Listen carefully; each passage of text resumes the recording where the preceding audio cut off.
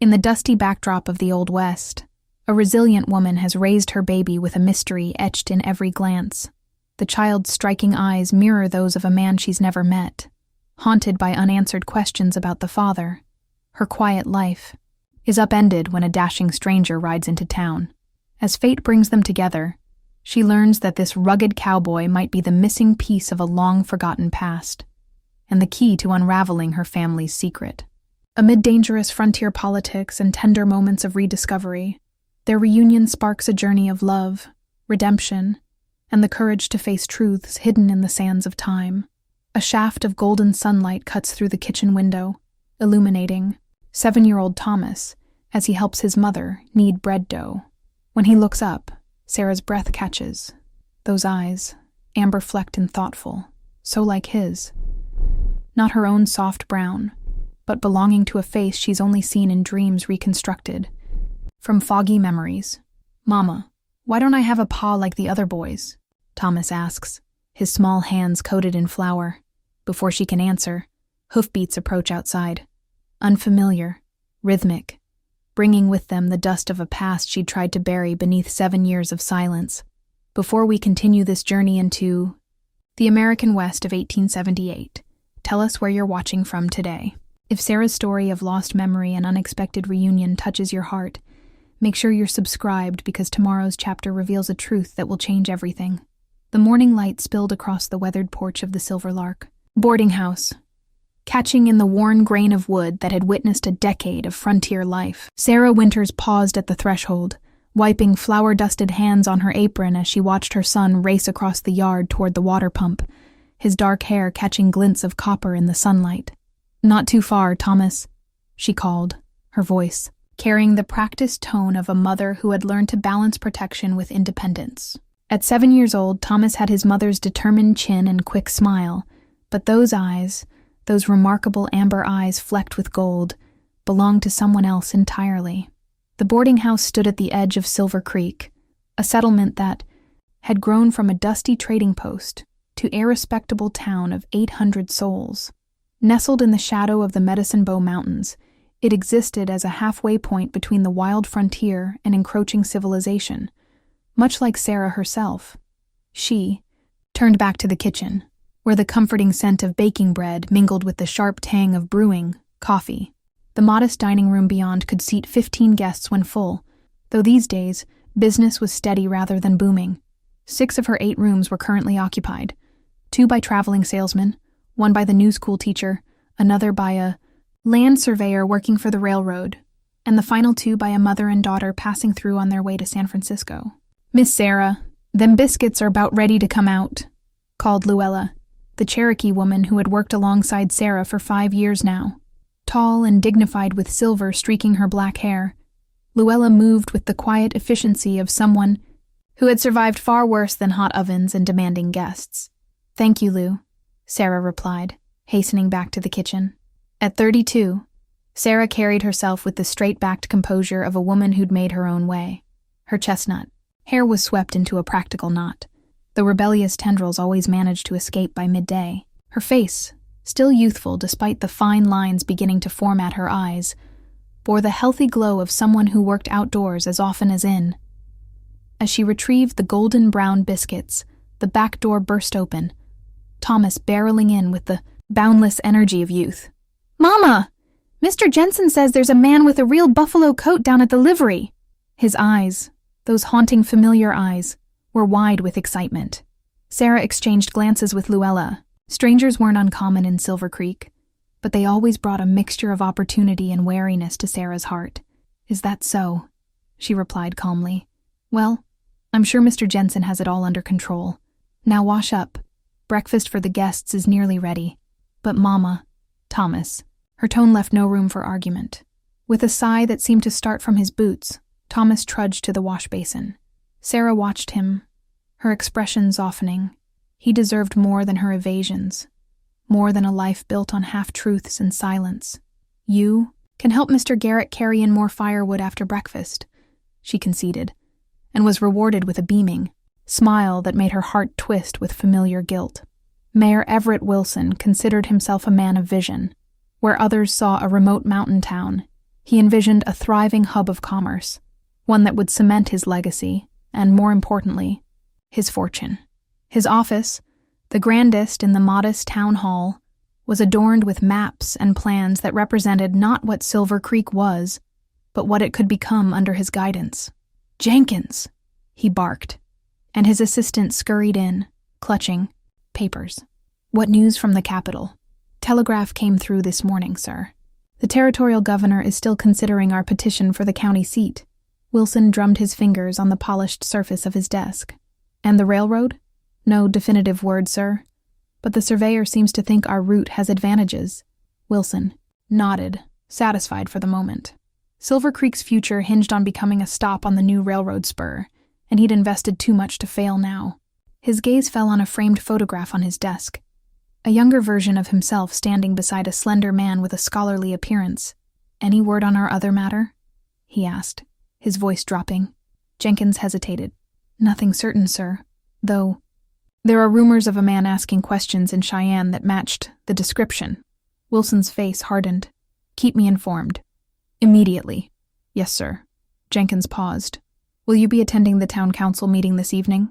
"Mrs. Winters has requested to speak about the school expansion." A flicker of annoyance crossed Wilson's face. "Sarah Winters, always championing some improvement or another. She does have considerable support among the townspeople." Jenkins noted cautiously. "Of course she does. A widow with a young son, running that boarding house all on her own, quite the inspiring tale." Wilson's tone made it clear he found it anything but. "Yes, I'll attend. Can't have the good people of Silver Creek thinking their mayor doesn't care about education, can we?"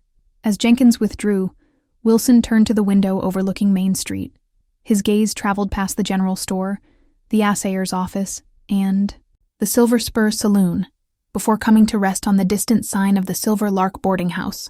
"Sarah Winters," he murmured. "Still keeping your secrets, aren't you?"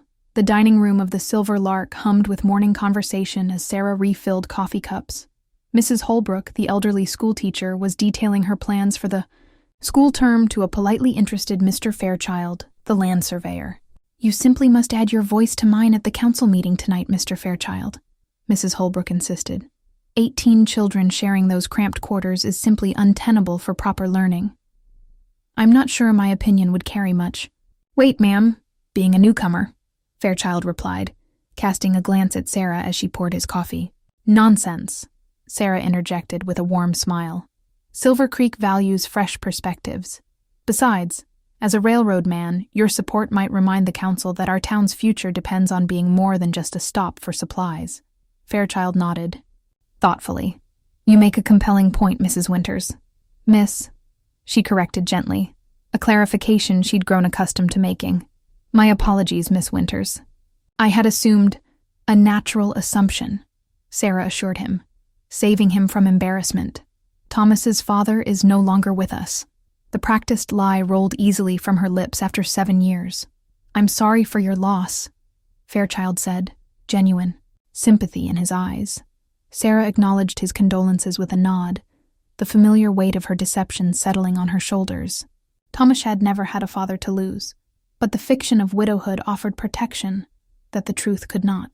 The front door opened, bringing with it a gust of cool mountain air and the imposing figure of Sheriff Daniel Reed.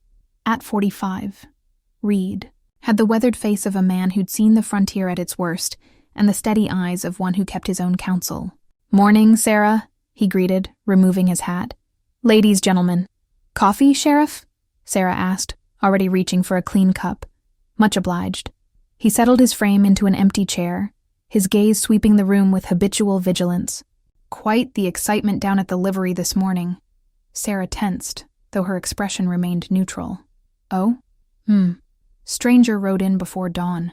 Interesting fellow. Doesn't say much, but his gear speaks of long travels." Reed accepted the coffee with a nod of thanks. "Buffalo coat, custom saddle, and a Winchester that's seen more than its share of use. I'm sure Silver Creek has had its fill of interesting strangers," Sarah remarked, a lightness in her tone that didn't reach her eyes. Reed studied her over the rim of his cup.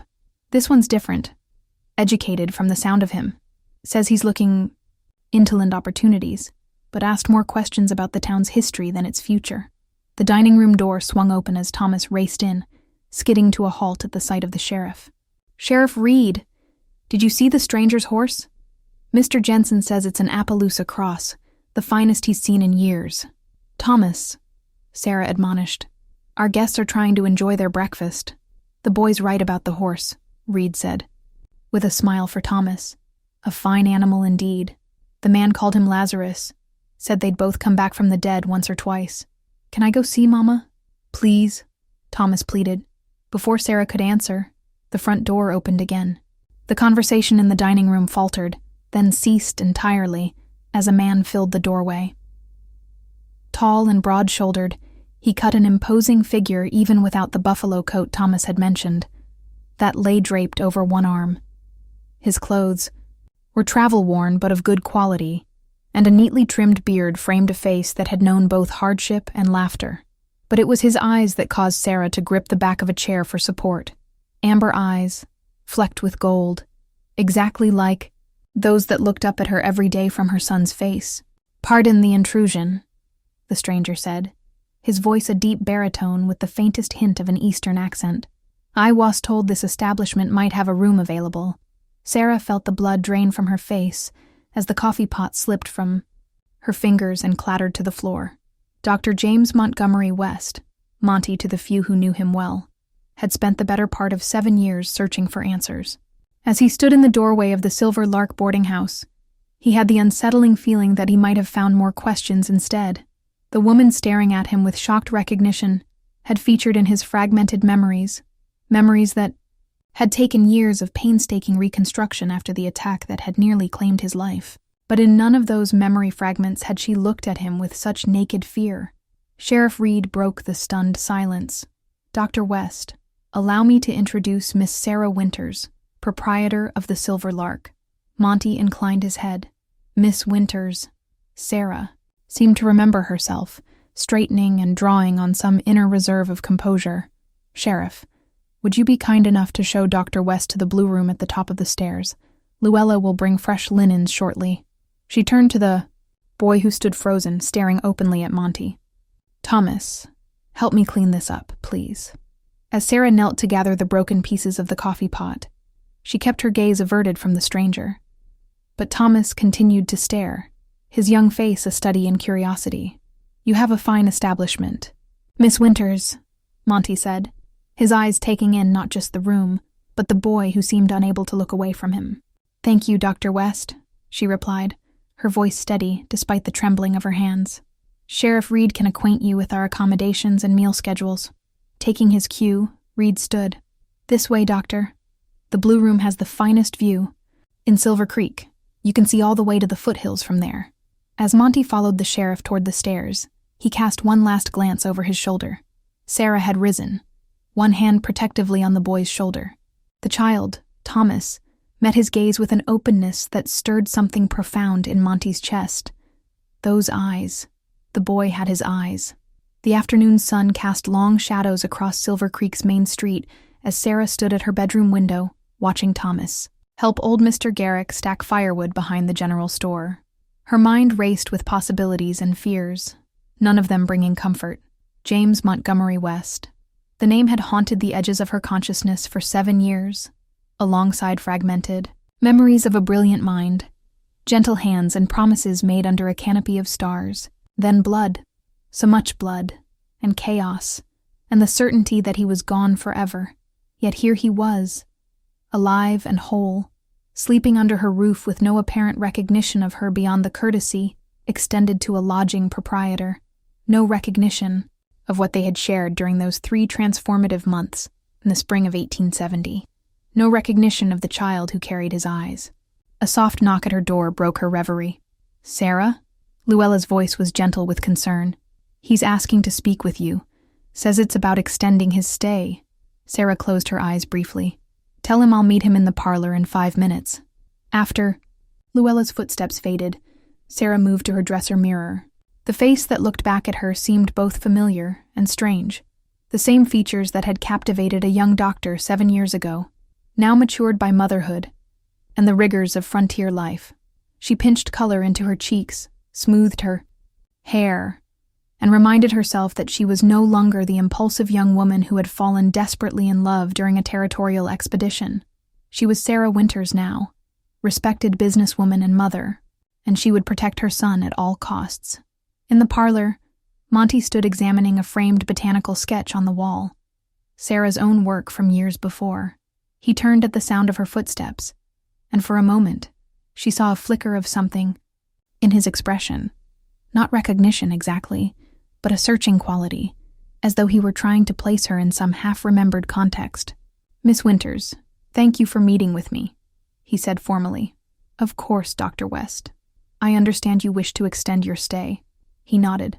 "I find Silver Creek has more to offer than I initially anticipated. I'd like to arrange for the room for at least 2 weeks, possibly longer." Sarah's heart quickened. "May I ask what brings you to our town?" Sheriff Reed mentioned land opportunities. A shadow passed over Monty's face. "Among other things. I'm researching the area for a potential medical practice, but I also have personal business to attend to." "I see." Sarah struggled to maintain her composure. "Well, Silver Creek would certainly benefit from another physician. Dr. Miller is getting on in years." "So I've heard." Monty paused, studying her with an intensity that made her breath catch. "Forgive me, Miss Winters, but have we met before? Perhaps in Denver, or Cheyenne?" The question hung between them, laden with possibilities. Sarah could feel the weight of 7 years of secrets pressing down on her, urging her toward truth. But the memory of blood and gunfire, of warnings whispered by a dying man, held her back. "I don't believe so, Dr. West," she lied smoothly. "I rarely travel beyond Silver Creek these days." He nodded slowly, not entirely convinced. "My apologies. I've had some difficulties with my memory. An old injury. Sometimes I find myself searching for connections that may or may not exist." Before Sarah could respond, the front door burst open, and Thomas ran in, his face alight with excitement. "Mama, Mr. Garrett gave me a whole quarter for helping." He skidded to a halt as he noticed Monty, his expression shifting instantly to intense curiosity. "Thomas, what have I told you about running indoors?" Sarah chided gently. "Sorry, Mama," he replied automatically, his gaze never leaving Monty. Monty crouched to the boy's eye level, a warm smile transforming his features. "Hello, Thomas. I don't believe we've been properly introduced. I'm Dr. West." Thomas thrust out his hand with the solemnity of a child imitating adult behavior. "Thomas Winters, sir. Do you really have an Appaloosa named Lazarus?" Monty laughed, a rich sound that stirred painful memories in Sarah's heart. "I do indeed. Would you like to meet him sometime?" Thomas nodded enthusiastically, then tilted his head in a gesture so reminiscent of his father that Sarah had to look away. "Were you a soldier, sir? I saw your Winchester. It has notches on it." A flicker of pain crossed Monty's face. "Not exactly a soldier, no. More of an explorer, you might say." "Like Lewis and Clark?" Thomas asked, eyes wide. "On a much smaller scale," Monty replied with a smile. "I was part of a territorial survey expedition some years back." His gaze lifted to Sarah, who stood frozen in place. "We mapped parts of Wyoming and Montana that weren't well documented. It was quite the adventure. The expedition." He remembered the expedition. Sarah felt lightheaded, her carefully constructed world threatening to unravel with each word. "Thomas, Dr. West is busy," she said, her voice strained. "Why don't you go help Luella prepare for dinner?" Thomas looked disappointed, but obeyed with only a slight drag to his steps. At the doorway, he turned back. "Will you tell me about your adventures sometime, Dr. West?" Monty's expression softened. "I'd like that very much, Thomas." After the boy disappeared into the kitchen, a heavy silence fell between them. "He's a fine young man," Monty said finally. "You must be very proud." "I am," Sarah replied simply. "His father," Monty began, then stopped at the flash of panic in Sarah's eyes. "Forgive me. Sheriff Reed mentioned you were widowed.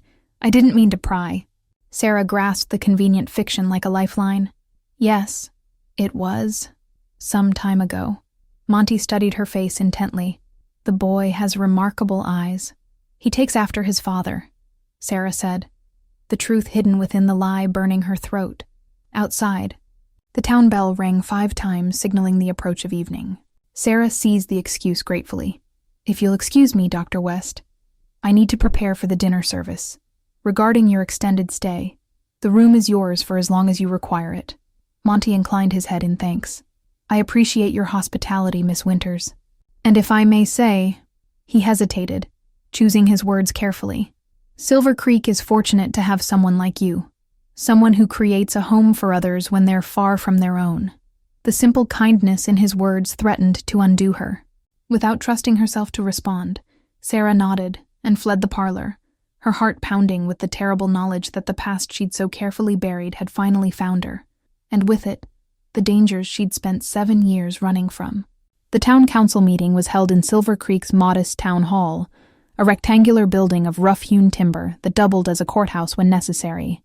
Though the evening had grown cool, the room was warm with the press of bodies. Nearly 30 townspeople had gathered to discuss matters ranging from the school expansion to water rights for the coming dry season. Sarah sat near the front, her spine straight, a ledger of carefully calculated figures open on her lap.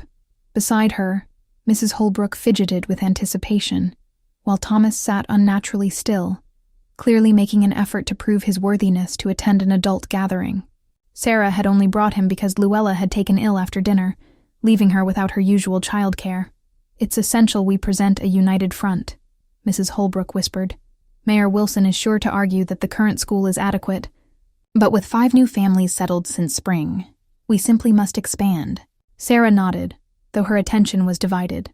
From the corner of her eye, she watched the door, torn between hoping Dr. West would attend and praying he wouldn't. When he finally appeared, slipping in quietly to stand at the back of the room, her heart performed a traitorous leap in her chest. Mayor Wilson called the meeting to order with 3 sharp raps of his gavel. In his late 40s, Wilson cut an impressive figure in his tailored suit, a deliberate contrast to the practical attire of most Silver Creek residents. His amber hair was graying at the temples, lending him a distinguished air that he cultivated carefully. "Fellow citizens of Silver Creek," he began, his resonant voice filling the room, "we gather tonight to address matters vital to our community's growth and prosperity." As Wilson moved through the opening formalities, Sarah found her gaze drawn repeatedly to Monty, who stood with arms folded, observing the proceedings with keen interest. 7 years had changed him. His face was more weathered, his bearing more guarded, but the intelligent attentiveness in his expression was achingly familiar. "Our first order of business," Wilson announced, "is the petition for school expansion presented by Mrs. Holbrook and Miss Winters." He smiled indulgently, as though humoring children. "Ladies, you have the floor." Sarah rose, passing her ledger to Mrs. Holbrook before addressing the council.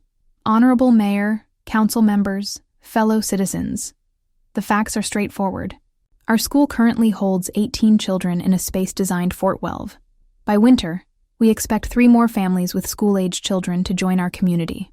She outlined their proposal with practiced precision, expanding the existing schoolhouse by 20 feet, adding windows for light and proper ventilation, and procuring additional desks and materials. Mrs. Holbrook followed with impassioned testimony about educational standards, while Sarah concluded with financial projections, showing how the expansion could be funded through a modest increase in property assessments. "Very compelling, ladies," Wilson said when they finished. "However, I must point out that the Railroad Survey has not yet determined whether Silver Creek will be selected as a stop on the new line.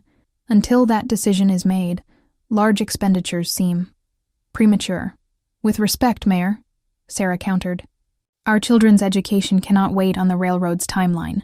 If anything, improving our school demonstrates Silver Creek's commitment to growth, a fact that might favorably impress the railroad company." A murmur of approval rippled through the crowd. Wilson's smile tightened. "An interesting perspective, Miss Winters," he said. "Perhaps our distinguished visitor might offer his thoughts, as an impartial observer. Dr. West, would you care to weigh in?" All heads turned toward Monty, who looked momentarily surprised at being called upon. Sarah held her breath, acutely aware of Thomas watching the exchange with rapt attention. "I'm hardly qualified to speak on local matters," Monty began carefully, "but as someone who's traveled extensively, I can attest that communities prioritizing education invariably attract more stable growth."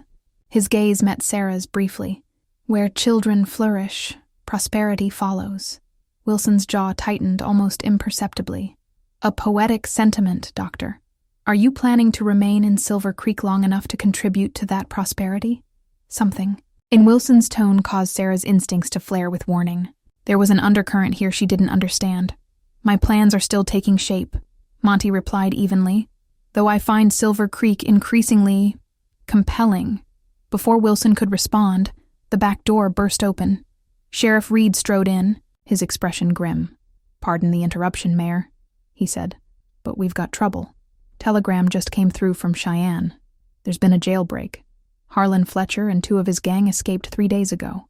A shocked murmur swept through the room. Fletcher's gang had terrorized Wyoming territory 2 years prior, hitting banks and stagecoaches before most were captured in a bloody shootout. Fletcher himself had sworn vengeance on those who'd testified against him, including several Silver Creek residents. "Has there been any sign of them?" Wilson demanded, all thoughts of the school expansion forgotten. "Nothing confirmed," Reed replied, "but a ranch 10 miles south was hit last night. 2 men killed, horses and supplies stolen. The description matches Fletcher's methods." Sarah felt the blood drain from her face. Instinctively, she reached for Thomas, pulling him close. The boy's eyes were wide with fear he didn't fully understand. "What precautions are you taking, Sheriff?" someone called from the crowd. "I've deputized 4 men and established patrols," Reed answered. "For now, I advise everyone to be vigilant, keep firearms ready, and avoid traveling alone, especially after dark." The meeting dissolved into anxious discussion. Sarah gathered her papers with trembling hands, her mind racing. Fletcher's escape changed everything. If he came to Silver Creek seeking vengeance, the carefully constructed piece of the past 7 years might shatter completely. A hand touched her elbow, and she startled violently. "My apologies," Monty said, stepping back. "I didn't mean to frighten you." "It's fine," she managed, though her heart still pounded. "It's just, this news is disturbing." Monty nodded gravely. "Fletcher's reputation precedes him." He hesitated, then added in a lower voice, "You seem particularly affected, Miss Winters. Were you involved in the original case against him?" Sarah shook her head, avoiding his penetrating gaze. "No, but Silver Creek is a small town. When danger threatens anyone here, it threatens us all." "A commendable perspective," he said, though his expression suggested he wasn't entirely convinced. By her explanation, his gaze shifted to Thomas, who was listening to their exchange with undisguised interest. "Perhaps I could escort you both back to the boarding house, given the circumstances." "That's very kind but unnecessary," Sarah replied quickly, too quickly. "Sheriff Reed has always ensured Silver Creek remains safe, even in troubled times." As if summoned by her words, Reed approached them, his weathered face set in concerned lines. "Sarah, I'd feel better, knowing you and the boy had an escort tonight." He nodded respectfully to Monty. "Dr. West, would you mind accompanying them? I need to organize the night patrols." Trapped by politeness and Reed's obvious concern, Sarah could only nod her agreement. As they left the town hall, the night air hit her flushed face like a balm. Thomas walked between them, unusually quiet, as he processed the evening's alarming news. "Fletcher," Monty said after they'd walked half a block in silence. "That name seems familiar." Beyond the obvious notoriety, Sarah stumbled slightly and his hand shot out to steady her. The brief contact sent a jolt through her that had nothing to do with fear. "He was part of a larger network of outlaws," she said carefully. "His arrest was significant news throughout the territory." Monty's brow furrowed. "There's something else." He trailed off, then shook his head in frustration. "My memories from before the attack are still fragmented. Sometimes I feel I'm on the verge of grasping something important, only to have it slip away." Sarah's steps faltered again. "Attack?" Thomas looked up at Monty with newfound fascination. "Were you ambushed by Indians, sir?" "Thomas," Sarah admonished, grateful for the darkness that hid her blanched face. "It's a fair question," Monty said with a gentle smile for the boy. "No, not Indians. It happened during a territorial survey expedition nearly 7 years ago. Our camp was raided by men looking for our equipment and supplies." His voice grew distant, as though he were seeing it play out before him. "I was separated from the others, shot twice, and left for dead. A Shoshone hunting party found me and brought me to their medicine man." Thomas gasped softly. "Real Indians saved you?" Monty nodded.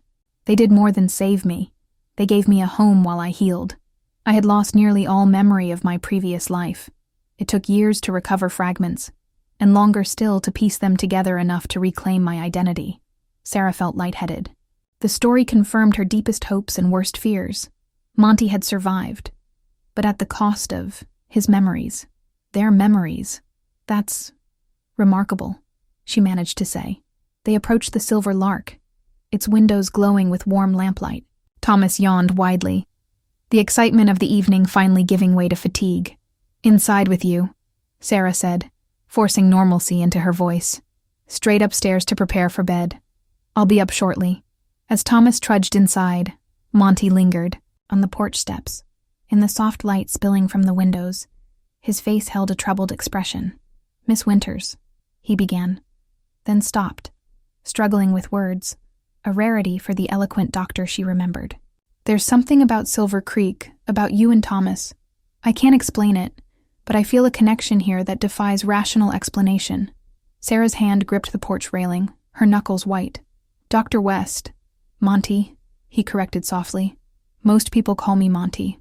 "Monty," she repeated, the name familiar on her tongue despite 7 years of silence. "Silver Creek is a close community. Perhaps you're simply responding to that sense of belonging." He shook his head slowly. "It's more specific than that. When I look at Thomas," he paused, watching her face carefully. "He reminds me of someone. I just can't place who." Sarah stood on a precipice, the truth balanced against 7 years of protective silence. Before she could decide which way to fall, a rider galloped down the street toward them, reining in sharply at the boarding house. "Dr. West," the young man called urgently. "Sheriff Reed sent me. There's been an incident at the Wainwright Ranch. Gunshots. Reported. He asks if you could come, in case there are injuries." Monty straightened immediately. "Of course. My medical bag is in my room." "I'll fetch it," Sarah said quickly. "You should hurry," as she rushed inside to retrieve his belongings. Sarah's mind whirled with conflicting emotions. Fate had brought Monty back into her life just as new dangers emerged. The timing couldn't be coincidence, and in her experience, when coincidence failed to explain events, conspiracy often filled the gap. By the time she returned with his medical bag, Monty had already mounted behind the messenger. He took the bag with a grateful nod. "Lock your doors tonight, Sarah," he said, the use of her given name sending a tremor through her. "I'll return as soon as I can." As he rode away into the darkness, Sarah stood frozen on the porch, her heart pounding with a terrible certainty. The peaceful life she'd built for Thomas was about to collapse like a house of cards in a windstorm, and she was powerless to prevent it. Dawn broke hazy and uncertain over Silver Creek. The rising sun, obscured by dust, kicked up from a cattle drive, passing north of town. Sarah moved through the kitchen with mechanical precision, her body performing the familiar morning routines while her mind churned with anxiety. Monty had not returned to the boarding house. According to Luella, who had recovered enough to resume her duties and was now kneading dough with vigor, Sheriff Reed had sent word that Dr. West was still tending to injured ranch hands at the Wainwright place. "2 men shot, Miss Sarah," Luella reported, her dark eyes solemn. "One might not make it through the day. Sheriff thinks it was Fletcher's doing, sure enough." Sarah nodded absently, pouring coffee with a hand that trembled slightly. She'd barely slept, torn between worry for Monty's safety and fear of what his return might mean for the careful life she'd constructed. "Mama?" Thomas appeared in the doorway, already dressed for school, his hair still damp from washing. "Is Dr. West back yet?" "Not yet, sweetheart." She forced a reassuring smile. "He's been helping Sheriff Reed with an emergency." Thomas's brow furrowed in a familiar expression of concentration. "Because of those bad men from the meeting?" Sarah hesitated, balancing a mother's instinct to protect against the frontier reality that ignorance could be dangerous. "Yes, but Sheriff Reed and his deputies are keeping us safe. Is that why Mr. Jacobs is sitting on our porch with his shotgun?" Sarah startled. "What?" She moved quickly to the front window. Sure enough, Harold Jacobs, who owned the hardware store across the street, sat in one of her rocking chairs, a shotgun balanced across his knees as he sipped from a steaming mug. When she opened the front door, he greeted her with a casual nod. "Morning, Miss Winters. Hope you don't mind the company. Reed asked some of us to keep watch over the Main Street businesses. Thought I'd start with yours." seeing as you've got the boy and all those guests." Sarah felt a rush of gratitude, tempered by a prickle of unease. If Reed was arranging civilian guards, the threat must be more serious than he'd publicly acknowledged. "That's very kind, Mr. Jacobs. Can I bring you some breakfast?" "Already taken care of," he replied, lifting a napkin-wrapped bundle. "Mrs. Jacobs sent biscuits, though I wouldn't turn down more of this excellent coffee." As Sarah refilled his mug, the distant thunder of hoofbeats drew their attention. A rider approached from the south, pushing his horse hard. Even at a distance, she recognized Monty's broad-shouldered silhouette, and her heart clenched with a mixture of relief and apprehension. He reined in sharply at the boarding house steps, dust swirling around him. His appearance shocked her. Blood-stained. His shirt sleeves, dark circles shadowed his eyes, and a day's growth of beard roughened his jaw. But it was the grim set off his mouth that sent a chill through her. "Miss Winters," he acknowledged, dismounting, stiffly. "Mr. Jacobs." "Doctor," Jacobs replied, straightening. "Bad business out at Wainwright's? 3 dead now," Monty said flatly. "The youngest Wainwright boy died at dawn. Rifle shot to the chest. Nothing I could do." The grief and anger in his voice were palpable. Sarah pressed a hand to her mouth. "Thomas mentioned you hadn't returned, but I didn't realize." "It's Fletcher, all right," Monty continued, addressing Jacobs, but watching Sarah's reaction closely. One of the hands recognized him. They took horses, ammunition, and food. "Reed thinks they're heading north, possibly toward Silver Creek. I'd better check my inventory," Jacobs said, rising. "Got a fair stock of ammunition that would tempt desperados." As Jacobs hurried across to his store, Monty turned his full attention to Sarah. Something in his expression had shifted, the professional detachment of the physician giving way to a more personal concern. "You should consider leaving town until Fletcher is apprehended," he said without preamble. "You and Thomas. Vestige for Cheyenne leaves at noon." Sarah stiffened. "This is our home, Dr. West. We don't run at the first sign of trouble." "This isn't the first sign," he countered. "It's Fletcher's 3rd attack in as many days, and they're moving this way. This isn't ordinary banditry. There's a pattern of escalating violence. Silver Creek has weathered difficulties before," she insisted, though uncertainty gnawed at her. "Besides, I have a business to run, guests to consider. Your guests would understand. And Thomas has school," she continued, as though he hadn't spoken. "I won't disrupt his life and teach him to flee from danger." Monty stepped closer, his voice dropping. "There's a difference between courage and recklessness, Sarah." The use of her given name, intimate and familiar, made her breath catch. "The boy has already lost his father. Would you risk leaving him with no parents at all?" The blow landed precisely as he'd intended. Sarah's face drained of color, and she swayed slightly where she stood. "That's unfair," she whispered. Remorse flashed across Monty's features. "You're right. I apologize." He ran a hand through his dust-streaked hair. "I've been awake for 30 hours, and I've lost 3 patients in the last 12. My judgment isn't at its best." The vulnerability in his admission disarmed her. This was the man she remembered, brilliant and dedicated, but painfully aware of his limitations. "You should rest," she said more gently. "Your room is ready whenever you need it." Something flickered in his eyes. A question, perhaps, or a memory struggling to surface. Before he could speak, the boarding house door opened, and Thomas burst onto the porch, schoolbooks clutched to his chest. "Dr. West," he exclaimed, his face lighting up. "You're back." Monty's expression softened immediately. "Indeed I am, young man. Mama says you were helping people who got hurt. Are you going to tell me about it?" Thomas's eagerness faltered as he noticed the blood on Monty's clothes. "Oh, was it bad?" Monty crouched to the boy's level, his manner grave but gentle. "It was, Thomas. Being a doctor means sometimes you can't save everyone, no matter how hard you try. That's a difficult lesson." Thomas nodded solemnly, "Like when Mrs. Mitchell's baby died last winter, even though Dr. Miller tried everything." "Exactly like that," Monty agreed, surprised and impressed by the boy's understanding. Sarah watched them, her throat tight with emotion. The resemblance between them went beyond physical features. There was a similar quality of mind, an innate thoughtfulness that had always drawn her to Monty. "Thomas, You'll be late for school, she managed to say. Sheriff Reed arranged for Mr. Peterson to escort all the children today. Thomas's shoulders slumped with disappointment.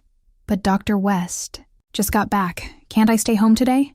Education waits for no man, Monty said with a wink. Besides, I need at least 8 hours of sleep before I'm fit company for anyone. Perhaps this evening you can tell me what you learned today. Mollified by this promise, Thomas nodded. I'll pay extra attention in science. We're learning about stars and planets. A strange expression crossed Monty's face. Are you indeed? I happen to have some knowledge in that area. He glanced at Sarah. With your mother's permission, perhaps I could show you some constellations tonight. Wyoming skies are remarkably clear. Sarah hesitated, torn between caution and the pure joy lighting her son's face. We'll see, she temporized. It depends on the situation with Fletcher. Of course, Monty agreed. Safety first. As Thomas hurried off to join the group of children gathering with Mr. Peterson, Sarah turned back to Monty. You should get that rest you mentioned. I'll have Luella prepare a bath for you first if you'd like. That would be most welcome, he admitted. As he gathered Lazarus's reins to lead the tired horse to the stable, he paused. Sarah, there's something I need to discuss with you when I've rested. Something important. Her heart skipped painfully. About Fletcher? No. His amber eyes, so like Thomas's, held hers steadily. About the past. My past. And possibly yours. Sarah felt the ground shift beneath her feet. I don't understand. I'm not certain I do either, he said quietly.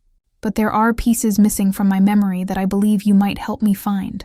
Before she could formulate a response, a commotion erupted further down the street. Mayor Wilson strode purposefully toward them, flanked by 2 men Sarah didn't recognize. Strangers. Well-dressed but trail-worn, with the hard eyes of men accustomed to violence. Dr. West, Wilson called, his tone falsely cordial. Just the man I was hoping to find.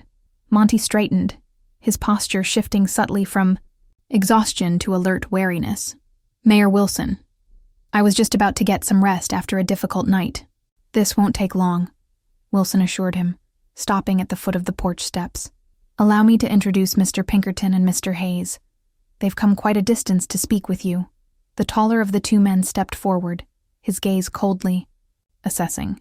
Dr. James Montgomery West, formerly of the Territorial Survey Commission?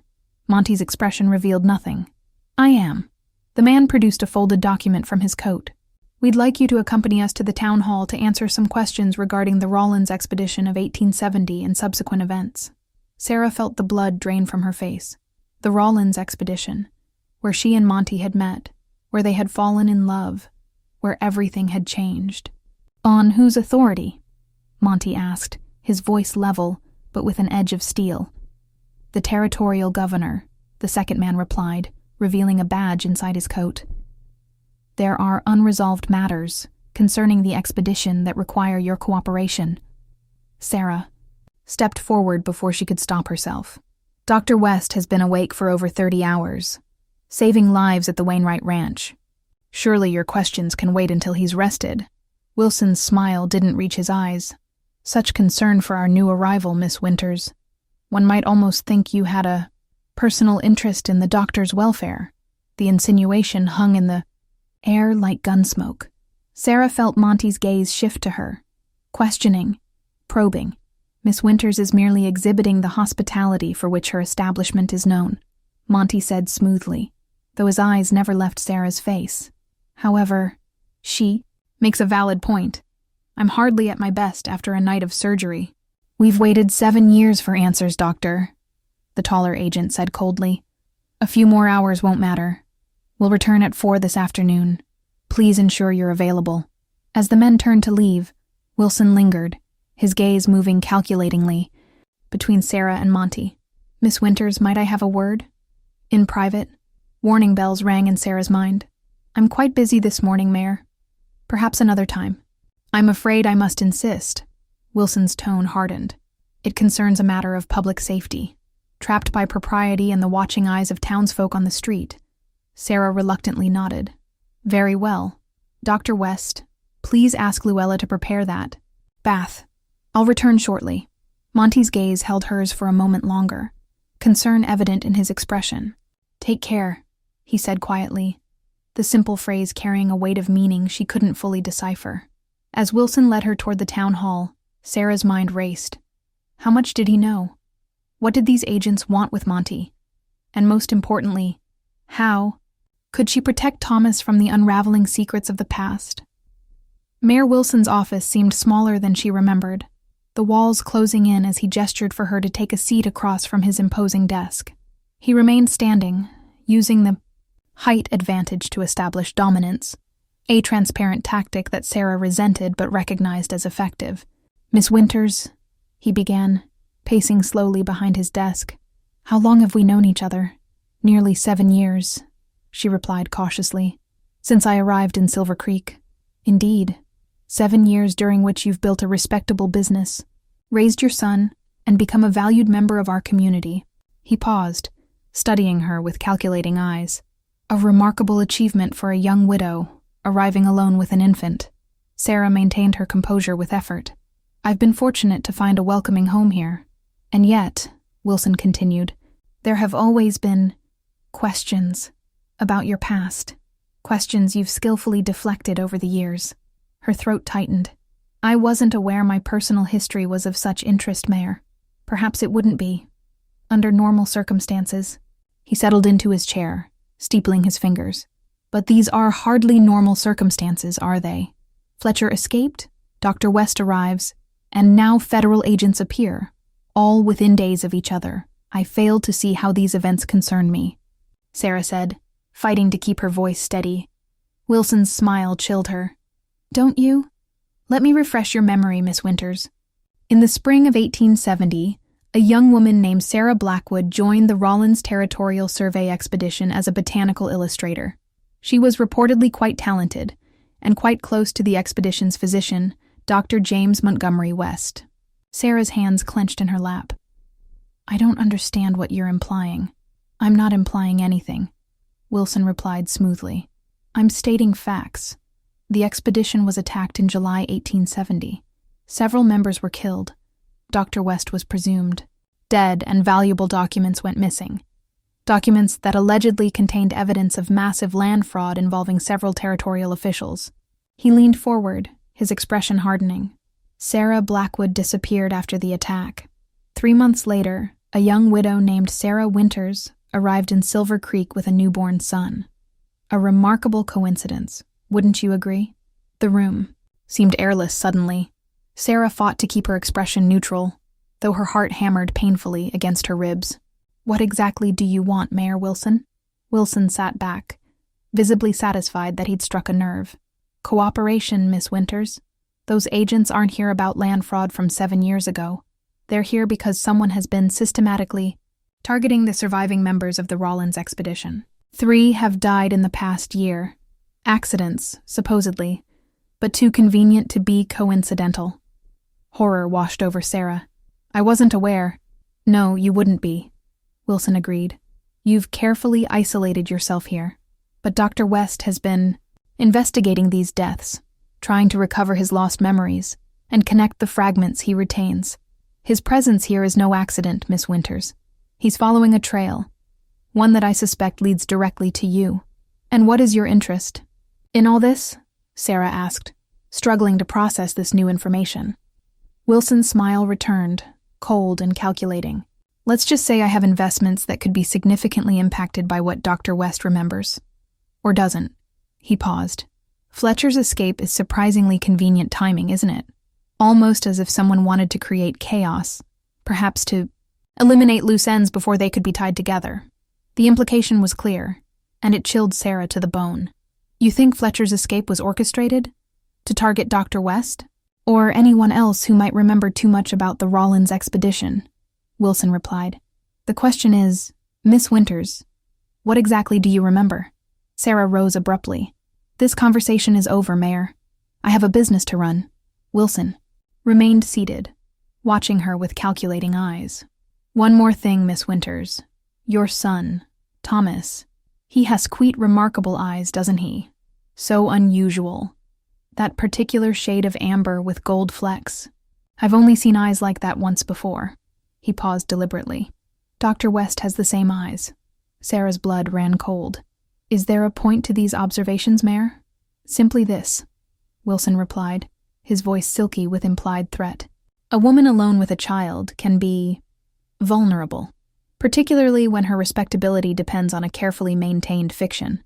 I would hate to see Thomas's standing in the community compromised by revelations about his parentage. White hot, anger surged through Sarah, momentarily eclipsing her fear. Are you threatening my son? Wilson raised his hands in a gesture of mock innocence. Not at all. I'm offering protection, both from Fletcher and from potentially damaging gossip. All I ask in return is that you help me understand what Dr. West knows and what he's seeking. You want me to spy on him, Sarah said flatly. I prefer to think of it as facilitating communication, Wilson replied. After all, don't you want to know why he's really here in Silver Creek? And whether his presence puts you and Thomas in danger? Sarah moved to the door, her hand gripping the knob until her knuckles whitened. I'll consider what you've said, Mayor. Do that, Wilson called after her. And Miss Winters? I wouldn't mention our conversation to Dr. West, for Thomas's sake. The thinly veiled threat followed Sarah as she walked back to the boarding house, her mind in turmoil. Wilson knew, or strongly suspected, the truth about Thomas's parentage. What's more, he believed Monty's presence in Silver Creek was deliberate, part of an investigation into deaths she hadn't even known about, and somewhere out there, Fletcher and his gang were moving closer to town, possibly targeting anyone connected to the Rollins expedition. The past she'd fled was closing in from all sides, threatening everything she'd built.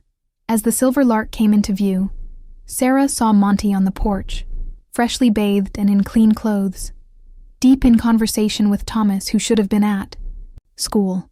The sight of them together, father and son, so alike in feature and manner, yet strangers to each other, sent a pang through her heart. She had choices to make, and quickly. The safety of her son depended on navigating a labyrinth of old secrets and new dangers, and the man who held the key to both didn't even remember that he once loved her. 3 days passed in a state of suspended tension.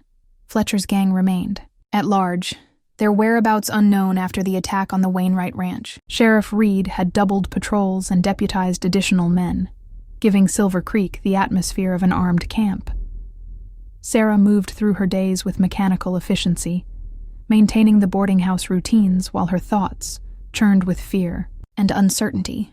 The 2 Pinkerton agents had established themselves at the Silver Spur Saloon, summoning various townspeople for questioning about both Fletcher and the long-ago Rollins expedition. Monty had been interrogated twice more, returning from each session tight-lipped and troubled. Whatever information passed between him and the agents remained private, but Sarah could see the toll it took. He spent hours poring over maps and documents in his room, emerging only for meals and occasional conversations with Thomas, who had developed an unmistakable case of hero worship for the doctor. It was during one of these conversations that Sarah found them on the 3rd evening, sitting on the boarding house porch as twilight gathered. Thomas was clutching Monty's pocket watch, examining its intricate engravings with fascination. It's called an astrolabe watch, Monty was explaining. See how the face shows not just time, but the positions of celestial bodies. Explorers use similar instruments for navigation. Thomas turned the gleaming object in his small hands. Is that how you found your way when you were lost after the bad men hurt you? Sarah paused in the doorway, her breath catching at the innocent question that probed so close to dangerous truths. Not exactly, Monty replied carefully. This watch was a gift from my father upon completing medical school. I lost it during the attack and only recovered it years later, after I'd begun piecing together my past. Who gave it back to you? Thomas asked. A shadow crossed Monty's face. A friend from the expedition, Ellis Hammond. He'd kept it safe, hoping I might return someday. His expression darkened further. He was killed in an accident last year. Sarah's hand tightened on the doorframe. Hammond, one of the expedition members Wilson had mentioned as suspiciously deceased. Was he a good friend? Thomas persisted, oblivious to the undercurrents. The best, Monty said softly. He and I worked closely. On the expedition, he was a cartographer, a map maker. Like Lewis and Clark? Monty smiled despite his evident grief. You're quite fascinated with those explorers, aren't you? Yes. Somewhat like them, though on a much smaller scale. Ellis was brilliant with maps. He could look at a landscape once and render it perfectly on paper. He paused, his gaze turning distant. He was also the one who first encouraged me to pursue a particular interest during our expedition. Something in his tone made Sarah step forward, alerting them to her presence. Thomas, it's getting late. Time to wash up for bed. The boy's face fell. But Mama, Dr. West was going to show me the stars tonight. You promised if Fletcher didn't come to town. Another time, she interrupted, more sharply than intended. It's been a long day. Monty studied her face, clearly reading the tension she couldn't fully conceal. Your mother's right, Thomas. Besides, there are too many clouds tonight for proper stargazing. He retrieved his watch, tucking it into his vest pocket. Perhaps tomorrow, weather permitting. Thomas reluctantly obeyed, handing the watch back and dragging his feet toward the door. As he passed Sarah, she brushed his hair gently in silent apology for her curtness. When Thomas had gone inside, Monty rose from his chair, his expression troubled. Have I overstepped, Sarah? If my friendship with Thomas makes you uncomfortable— No, she interrupted, moving onto the porch. No, it's not that. It's— She hesitated, struggling with how much to reveal. Thomas has never had a male figure take such interest in him. I worry about him becoming attached when your stay in Silver Creek is temporary. It wasn't the whole truth, but it wasn't entirely a lie either. Monty seemed to consider her words carefully. A valid concern, he acknowledged. Though my plans remain undecided, Silver Creek has certain attractions that might warrant a more permanent arrangement. The ambiguity in his statement hung between them. Sarah's pulse quickened, but she forced herself to remain practical. The Pinkerton agents, they're asking about you around town, about your past, about the expedition. Monty's expression closed slightly. Yes, I'm aware. Are you in some kind of trouble? He sighed, bracing his hands on the porch railing and looking out at the darkening street. Not in the way you might think. I've been working with them, trying to determine if there's a connection between the deaths of my former colleagues and Fletcher's criminal activities. And is there? Sarah asked, moving to stand beside him, close enough to catch the clean scent of soap and the underlying masculine essence that memory had preserved with painful accuracy. I don't know, he admitted. My memories of that time remain fragmented. I recall faces, moments, feelings, but the connective tissue is missing. He turned to face her, his eyes searching hers. That's why I need to ask you something, Sarah. Something important. The intensity of his gaze made her breath catch. What? Were you in Wyoming Territory in 1870? He asked directly. Were you connected to the Rawlins expedition in any way? The question she'd been dreading hung in the air. Between them, Sarah's mind raced, calculating the risks of truth against the dangers of continued deception. Why do you ask? She temporized.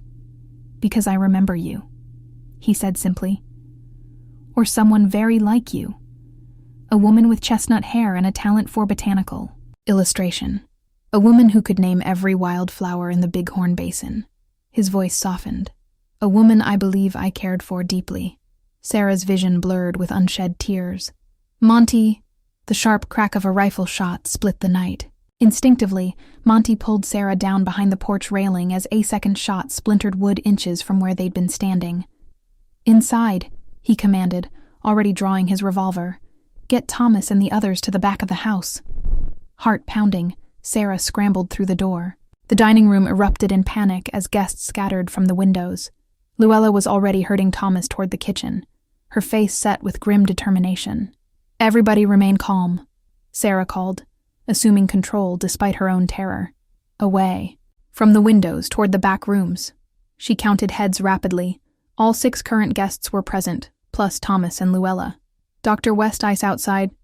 No, I'm not, Monty said grimly from the doorway, rapidly reloading his revolver. At least 3 riders at the edge of town. Sheriff Reed and his deputies are responding. But I think this is a diversion. A diversion? Sarah repeated. Confusion. Momentarily displacing fear. They fired at us specifically, Sarah, Monty explained, moving quickly to check the back door's lock. Not randomly into town. They wanted us, or one of us, inside, away from sightlines. Realization dawned with sickening clarity. They're coming for someone here. I believe so, Monty confirmed grimly. Is there a cellar or secure room where we can move everyone? The root cellar, Sarah said. Entrance in the kitchen, reinforced door. Perfect. Monty turned to address the frightened group. Ladies and gentlemen, please proceed calmly to the kitchen. Miss Winters will show you to a secure location while I coordinate with Sheriff Reed. As the guests followed Luella through to the kitchen, Sarah caught Monty's arm. You think it's Fletcher? She said, quietly. Yes. After you? Or me? Monty's eyes met hers, filled with grim certainty. That depends on what you're not telling me, doesn't it, Sarah? Before she could respond, Thomas broke away from Luella and ran back into the dining room. Mama, I forgot Pilot.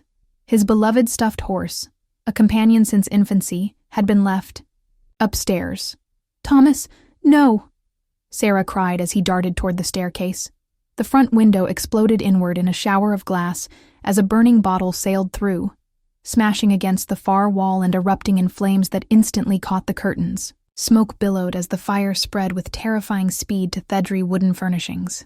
Get them out the back, Monty shouted to Luella, already rushing toward the stairs after Thomas. Sarah was right behind him, choking on smoke that thickened with every second. They found Thomas halfway up the stairs, frozen in terror as flames began to lick at the banisters below. Monty reached him first, scooping the boy into his arms and turning to pass him to Sarah. Take him out through the kitchen. I'll be right behind you. No! Thomas cried, struggling. Pilot, he'll burn up. Thomas, please, Sarah begged, coughing as smoke filled her lungs. Which room?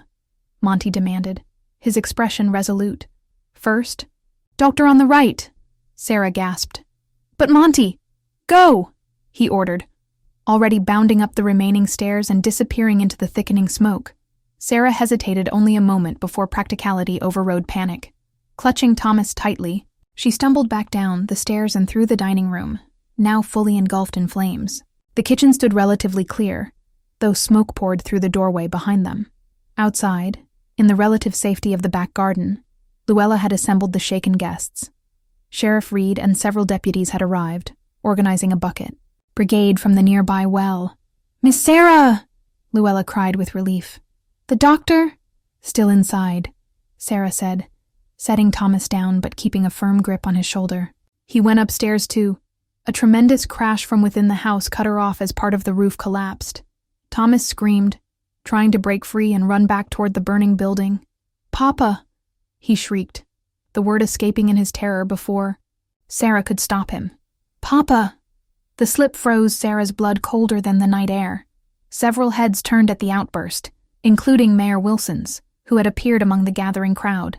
His expression of calculated satisfaction told Sarah everything she needed to know about who might have orchestrated this attack. Before she could process the implications, another crash drew all eyes back to the house. A second-floor window shattered outward, and Monty appeared at the opening, silhouetted against the flames. Without hesitation, he launched himself through the window, clutching something to his chest as he fell heavily to the ground below. Sheriff Reed and 2 deputies rushed forward, dragging his semi-conscious form away from the building as more of the roof gave way in a shower of sparks and burning debris. Monty! Sarah cried, running to where they laid him on the grass. Blood streaked his soot-blackened face from a gash above his eye, and his breathing came in painful, wheezing gasps. Smoke. Inhalation. Reed diagnosed grimly. We need to get him to Doc Miller's. Thomas wriggled free from Luella's grasp and flung himself beside Monty's prone form. Dr. West! You saved him! In Monty's loosened grip was the stuffed horse, singed but largely intact. Monty's eyes fluttered open, fixing first on Thomas and then on Sarah with a strange, intense clarity, despite his injured state. The boy, he wheezed, called me. Don't try to talk, Sarah pleaded, taking his hand. We need to get you to Dr. Miller. Behind them, the Silver Lark boarding house, Sarah's home and livelihood for 7 years, collapsed in a final thunderous crash, sending a plume of embers spiraling into the night sky. The symbolism wasn't lost on her. The life she'd built was quite literally going up in flames. Mayor Wilson appeared at her side, his face a mask of false concern. "Miss Winters, what a tragedy. You and the boy must come to my home tonight. I insist." The offer, couched as generosity, carried an unmistakable threat.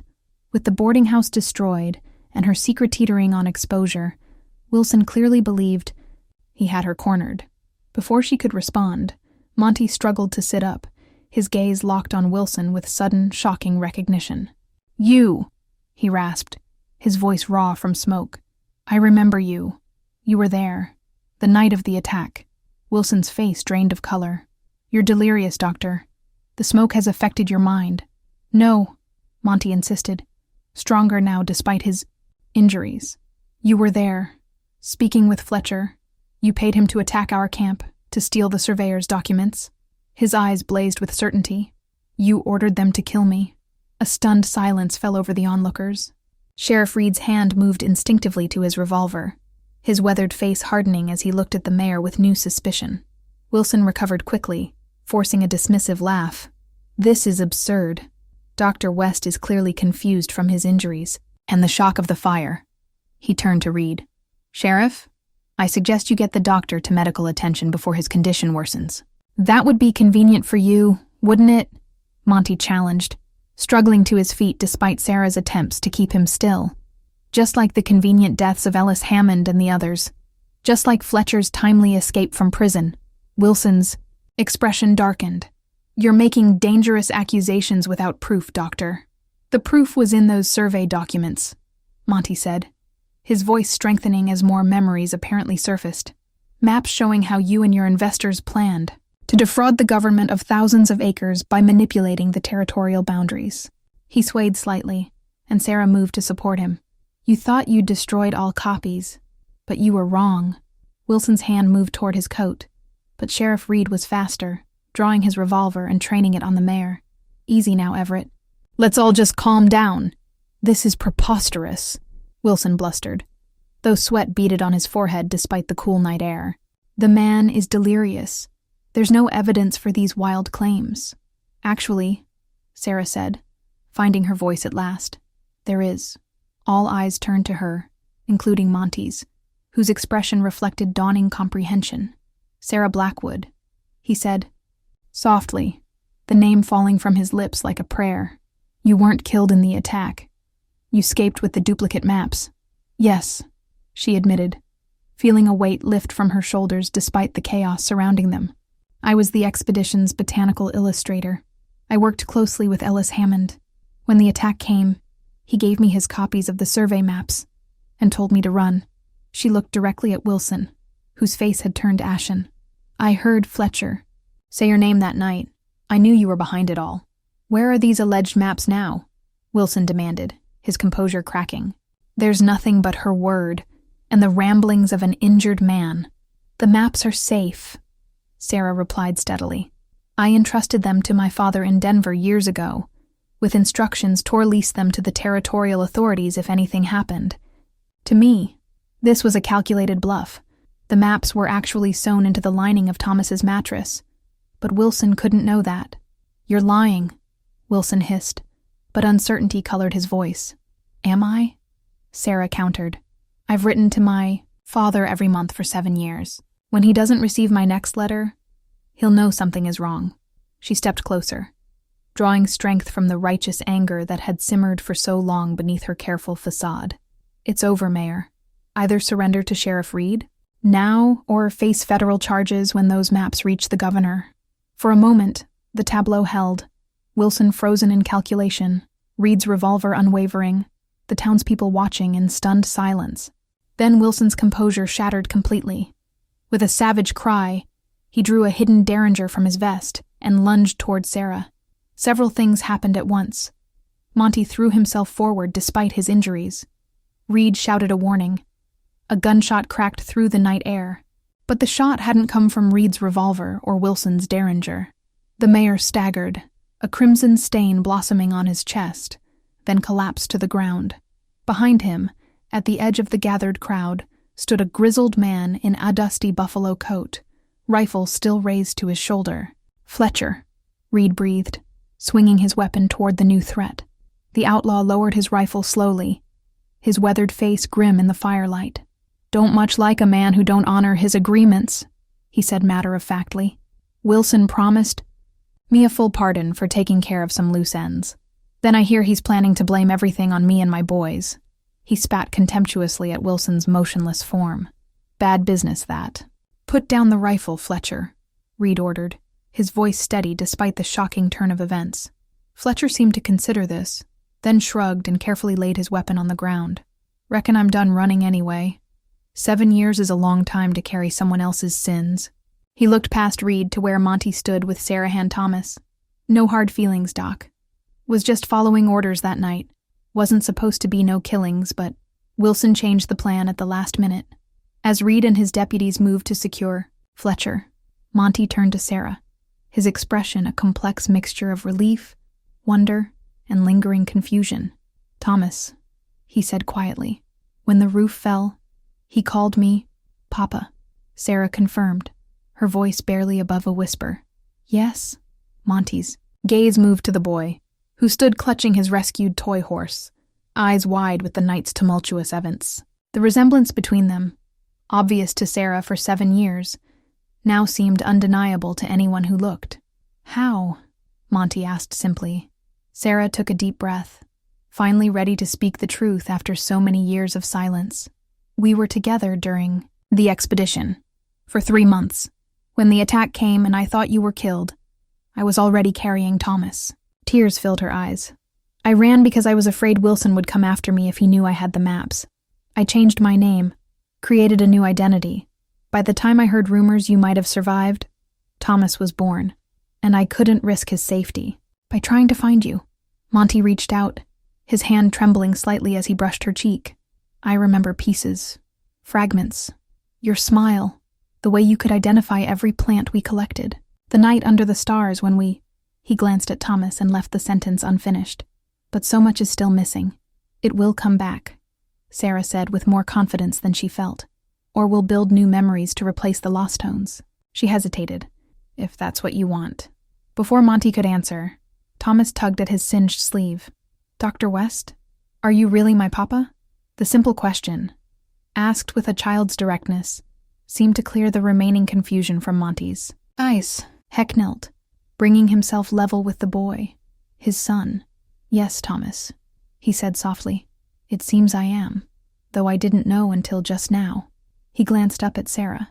"Your mother was protecting you, keeping you safe when I couldn't be there." Thomas processed this with remarkable equanimity. "Is that why I have your eyes? Mama always said I had my father's eyes." "Yes," Monty smiled, though tears streaked the soot on his face. "That's exactly why." Thomas considered this new information gravely, then asked the question uppermost in his young mind. "Does this mean you're staying in Silver Creek? With us?" Sarah held her breath, suddenly aware that despite the night's revelations, she had no right to assume what Monty might choose.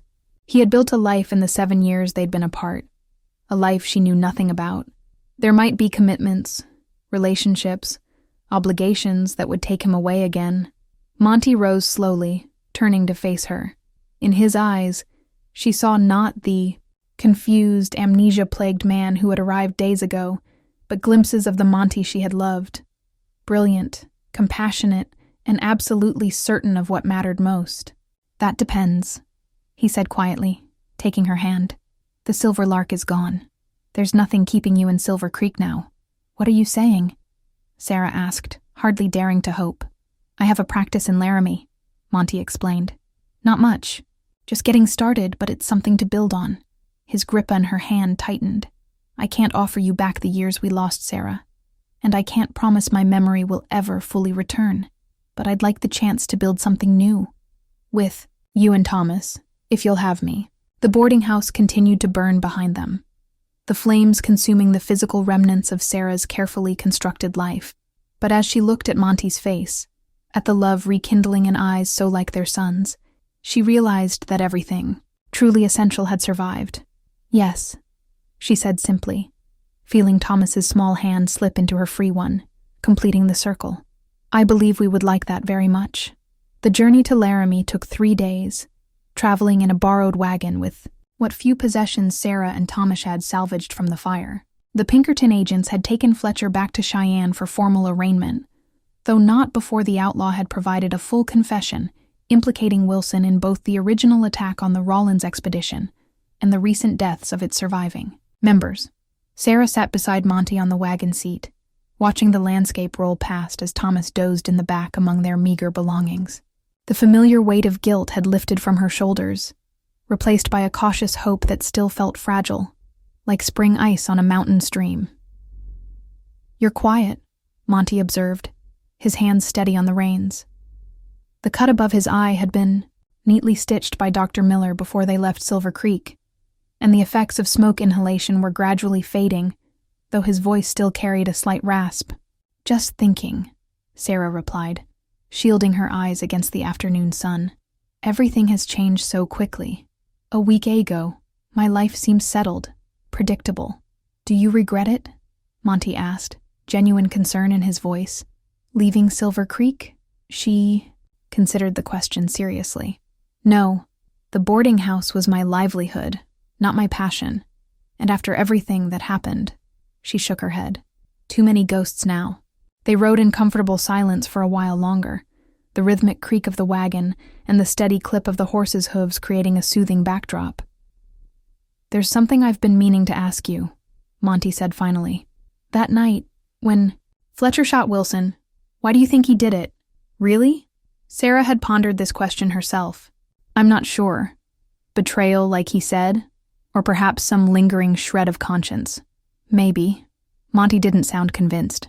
"It strikes me as convenient timing, though. Almost as if what?" His brow furrowed. "As if someone wanted Wilson."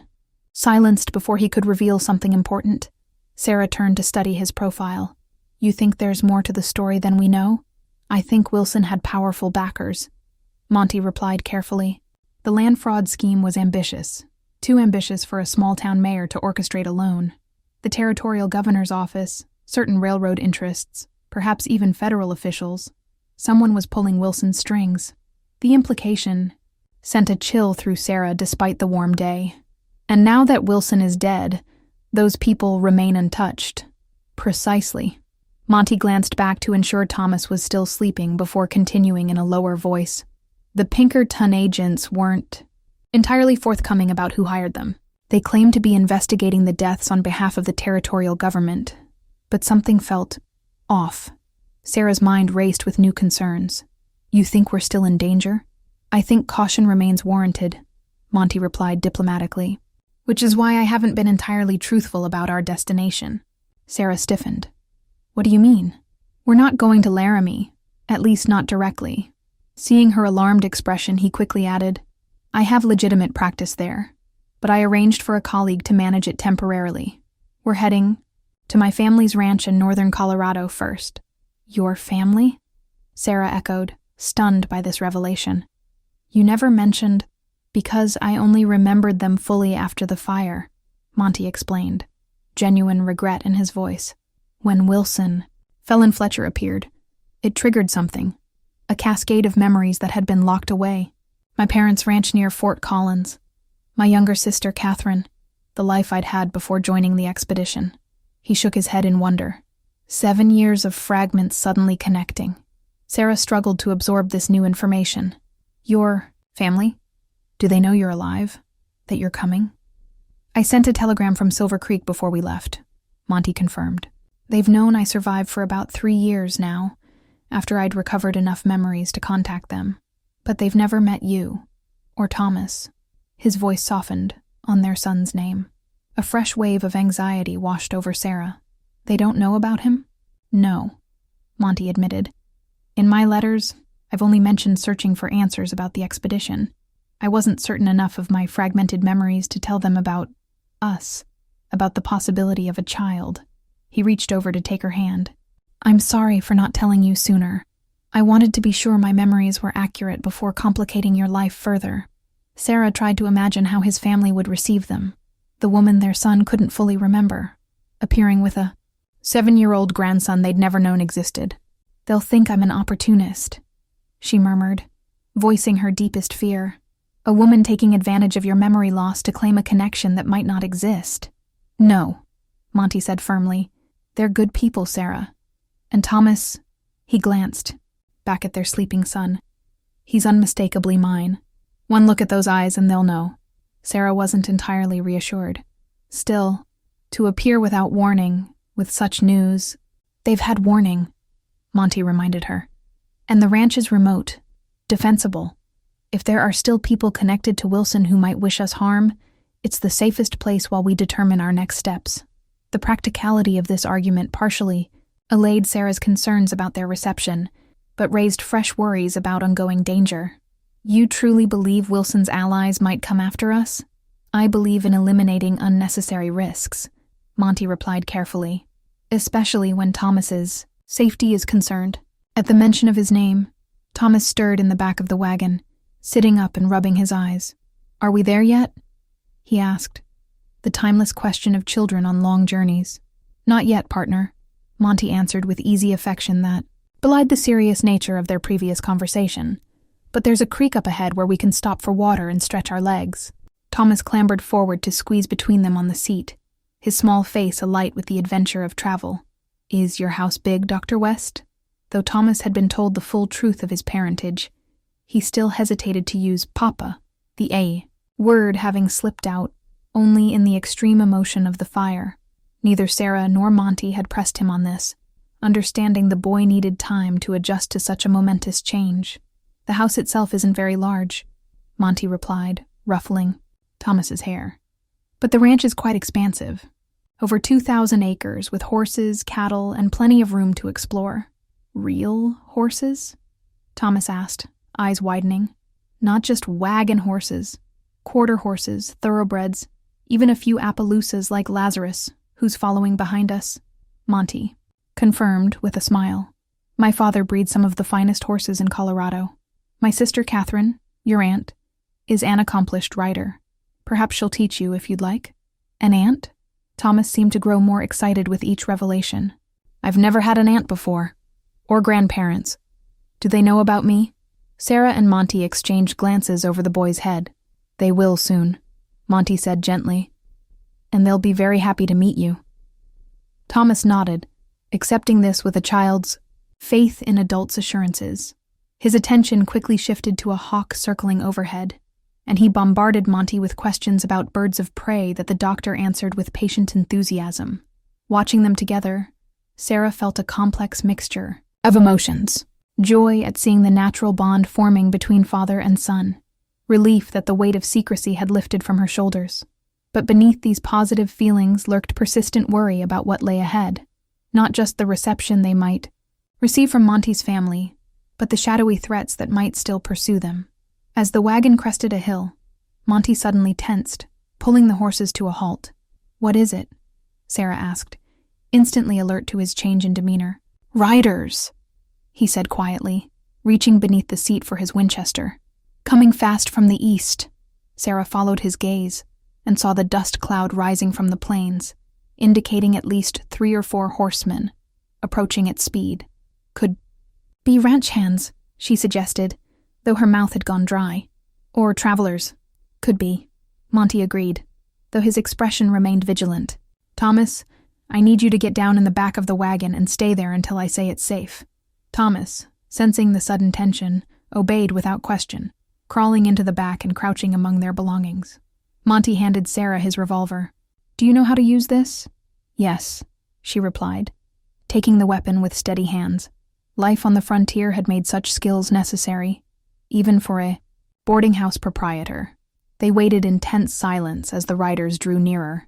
As they came into clearer view, Sarah counted 5 men, all heavily armed, their hats pulled low against the afternoon sun. Trouble? She asked quietly. Maybe. Monty's Winchester remained ready, but not yet raised. Or maybe just... His words cut off as the lead rider suddenly pulled up his horse, removing his hat to wave it overhead in what appeared to be a greeting, rather than a threat. Even at this distance, the family resemblance was unmistakable. The same strong jawline as Monty, the same broad shoulders. Jonathan! The rider called, using a name Sarah had never heard before. Thank God! Monty lowered his rifle, relief washing over his features. It's all right, he told Sarah, his voice thick with emotion. It's my brother, David. I didn't expect... He trailed off, clearly overwhelmed by this unexpected reunion.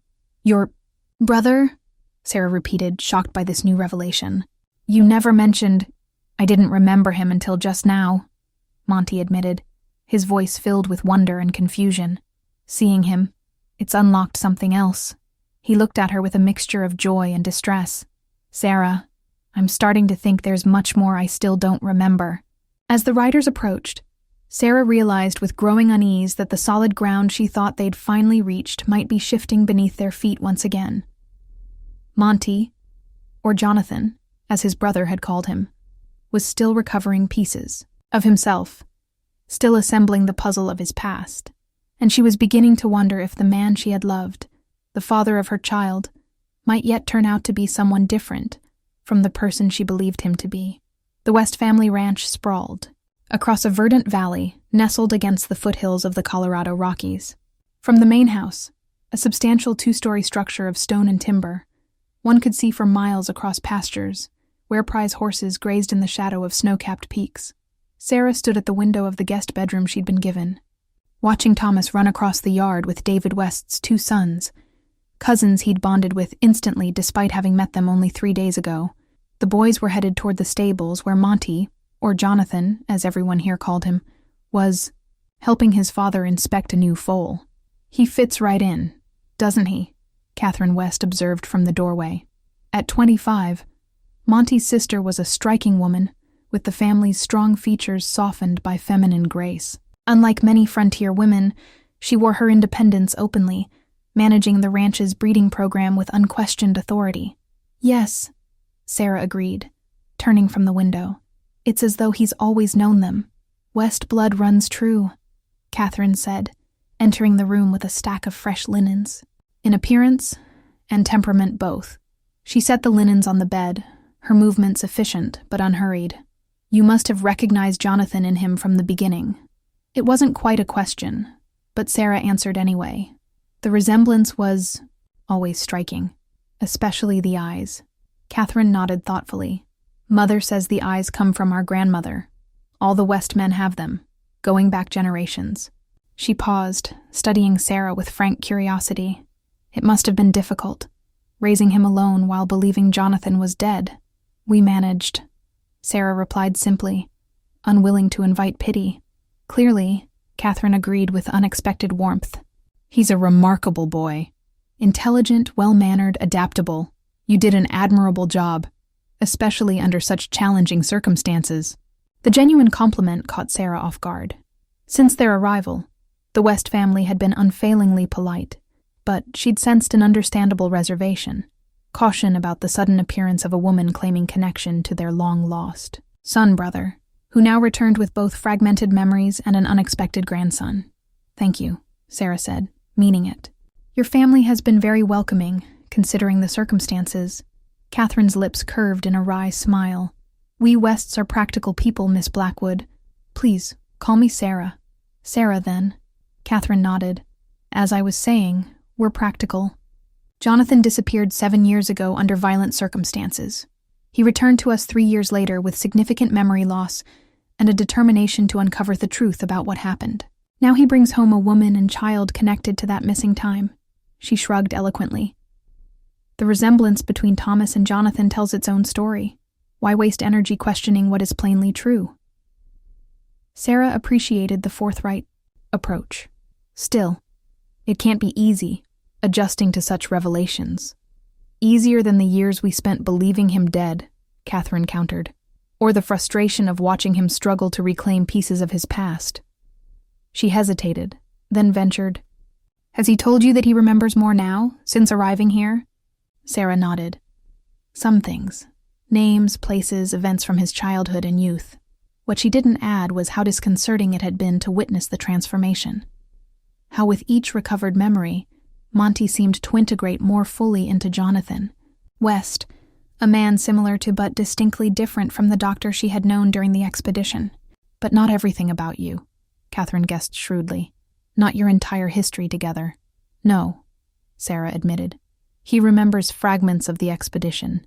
Meeting me, working together, feelings he had. She faltered, unwilling to discuss the intimate details of their relationship with his sister. But there are still significant gaps. Catherine seemed about to respond when the sound of approaching horses drew their attention back to the window.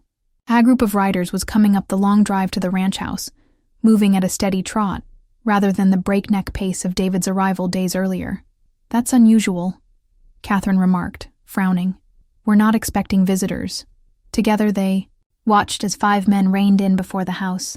Even from a distance, Sarah could see they weren't ranch hands or local farmers. They wore city clothes, and their mounts were quality animals, well-groomed and fitted with expensive tack. Government men, Catherine said with distaste, her expression darkening, or railroad representatives. Either way, they rarely bring good news. A chill of foreboding swept through Sarah. How can you tell? The way they sit their horses, the match pistols, the fact that they've timed their arrival for when Father and Jonathan are at the far stables. Catherine turned from the window, her movement suddenly brisk. Get your things together, quietly, then go to my room across the hall. There's a hidden compartment in the wardrobe with a shotgun and ammunition. Catherine, what? Just a precaution, the younger woman said firmly. Probably nothing, but I've learned to trust my instincts. She headed for the door, then paused. And Sarah, whatever you do, don't let them know you're here until we understand their purpose. With that cryptic warning, Catherine left, presumably to greet the visitors.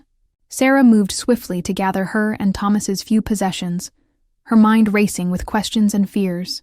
The arrival of unknown men set off warning bells after Monty's, Jonathan's, concerns about Wilson's powerful backers.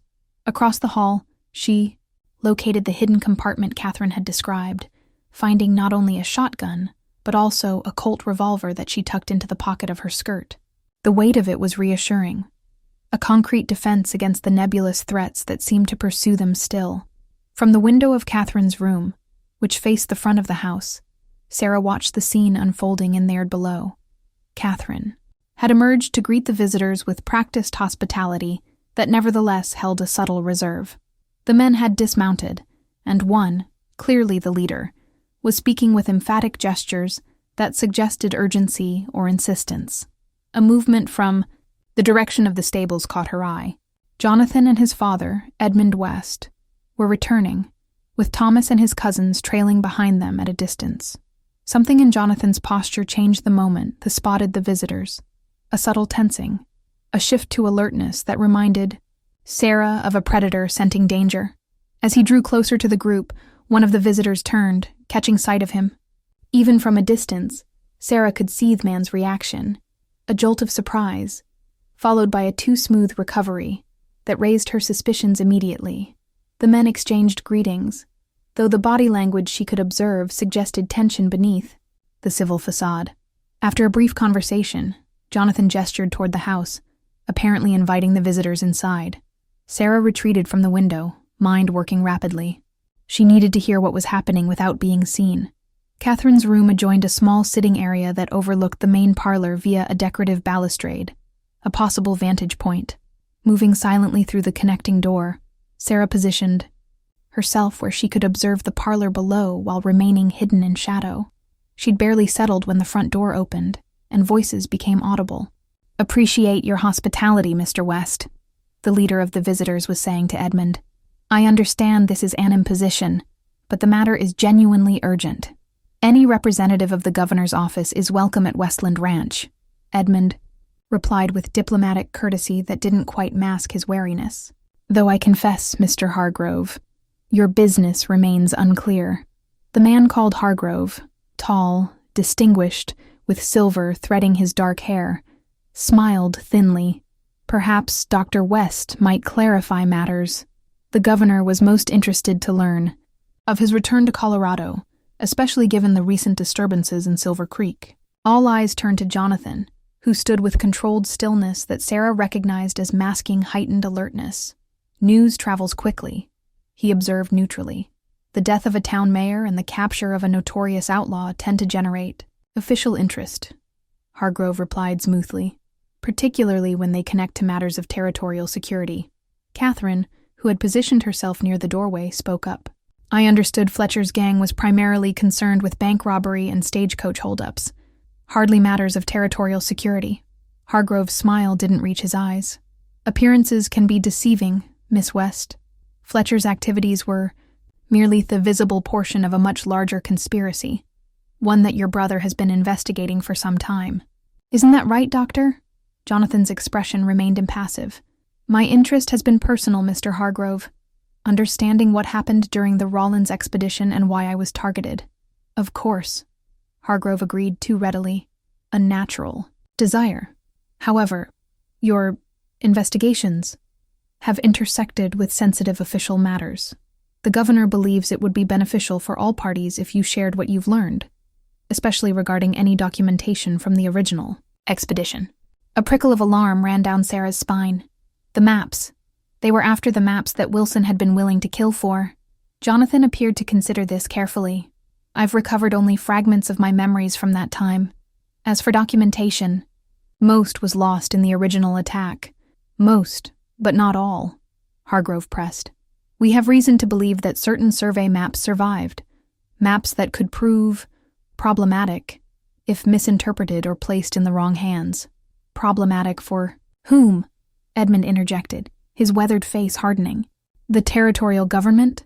Or private interests that might benefit from redrawing boundaries? Hargrove's cordial mask slipped momentarily, revealing a flash of something harder, colder.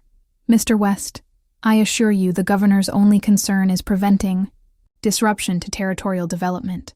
These maps, if they exist, contain incomplete surveys that could lead to misunderstandings about rightful land claims. Misunderstandings, Jonathan repeated, a dangerous edge entering his voice. Is that what we're calling Wilson's land fraud scheme now? A tense silence followed this direct challenge. Hargrove exchanged glances with his companions before responding. With careful precision, Mayor Wilson's criminal activities are well documented and deeply regrettable. However, they represent only one man's corruption, not a broader conspiracy as you seem to imply. He leaned forward slightly. Dr. West, we know you've been in contact with a woman named Sarah Blackwood, formerly of the Rawlins expedition. We have reason to believe she possesses the missing documentation. If you could arrange a meeting, Miss Blackwood died during the attack. Jonathan interrupted flatly. Whatever you've heard to the contrary is mistaken. Sarah's breath caught at this outright lie. He was protecting her. Hargrove's expression suggested he was unconvinced. That's not our information, Doctor. In fact, we have reliable intelligence placing her in Silver Creek until quite recently, living under the name Sarah Winters. His gaze sharpened, along with a young boy who reportedly bears a striking resemblance to you. The atmosphere in the room shifted palpably, tension crackling like static before a lightning strike. Edmund and Catherine exchanged glances laden with meaning, while Jonathan's expression remained carefully neutral, despite the direct reference to Thomas. Your reliable intelligence seems to consist primarily of rumor and speculation, Jonathan replied evenly. Silver Creek has experienced significant disruption recently. People relocate in such circumstances. Indeed they do, Hargrove agreed with false pleasantness, often to places where they have family connections. His gaze swept the room pointedly. If Miss Blackwood should contact you, or perhaps already has, I urge you to consider the broader implications. The governor is prepared to be quite generous in exchange for the return of those maps. Quite generous indeed. And if these hypothetical maps don't exist, Catherine asked, her tone deceptively light. Hargrove smiled thinly. Then there's nothing to discuss, is there? But I think we all know better. He rose from his seat. We've imposed on your hospitality long enough. We'll be staying in Fort Collins for the next few days should you wish to. Continue this conversation more productively. As the visitors made their departure, with Edmund escorting them to the door with rigid courtesy, Sarah remained hidden in her observation post, mind racing. The visit confirmed Jonathan's suspicions. Wilson had indeed been part of a larger conspiracy, one that reached into the highest levels of territorial government, and they were still hunting for the maps, still hunting for her. Below, Jonathan watched the men ride away, his expression unreadable. Only when they had disappeared down the long drive did he turn to Catherine, speaking in a voice too low for Sarah to catch.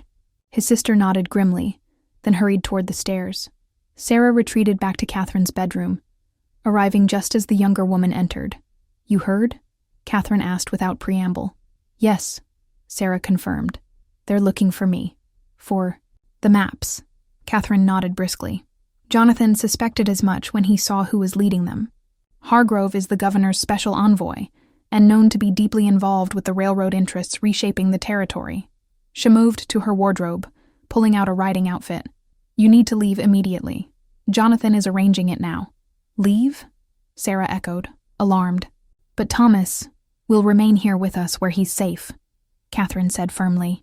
"Jonathan believes, and I agree, that you're the primary target. With you gone, they'll have no reason to harm the boy, especially under the protection of the West family." The logic was sound, but Sarah's maternal instincts rebelled at the thought of separation from her son. "I can't just abandon him." "Not abandon," Catherine corrected, her expression softening slightly. "Protect, by drawing danger away from him, while Jonathan implements the next phase of his plan." "What plan?" Sarah demanded, increasingly frustrated by the sense that decisions were being made without her full involvement. Catherine hesitated, then sighed. "It's not my place to explain everything. Jonathan should be the one to tell you. But I can say this. My brother didn't just happen to recover his memory and find you by coincidence.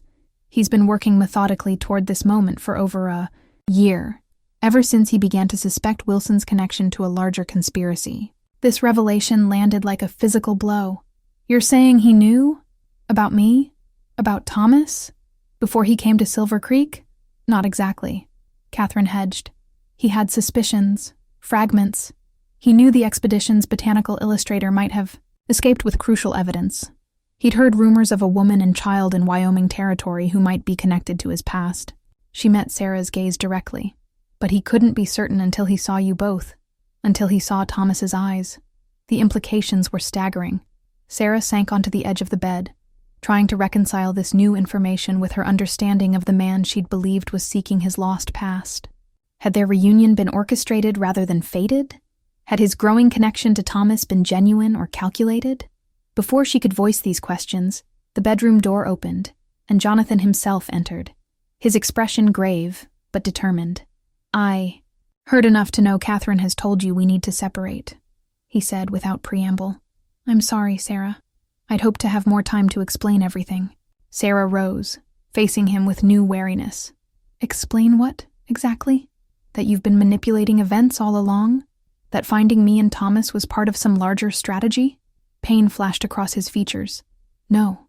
Finding you, remembering you, that was never strategy. That was—" He paused, struggling visibly with emotions rarely displayed.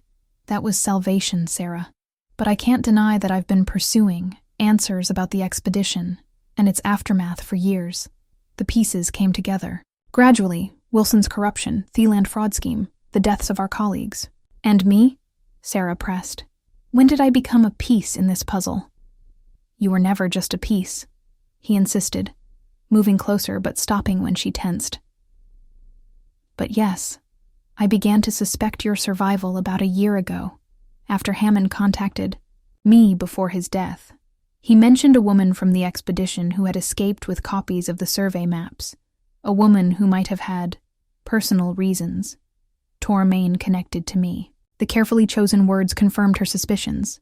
"You suspected Thomas existed." "I hoped," Jonathan corrected softly. "There were rumors about a widow in Wyoming territory with a young son who bore striking resemblance to a man long thought dead. I couldn't be certain until I saw him." Sarah absorbed this, emotions warring within her, anger at feeling manipulated, understanding of his quest for truth, and beneath it all, the fundamental question that had haunted their reunion from the beginning. "Do you actually remember loving me?" she asked finally, her voice barely above a whisper. "Or is that still a fragment, a hypothesis built from circumstantial evidence?"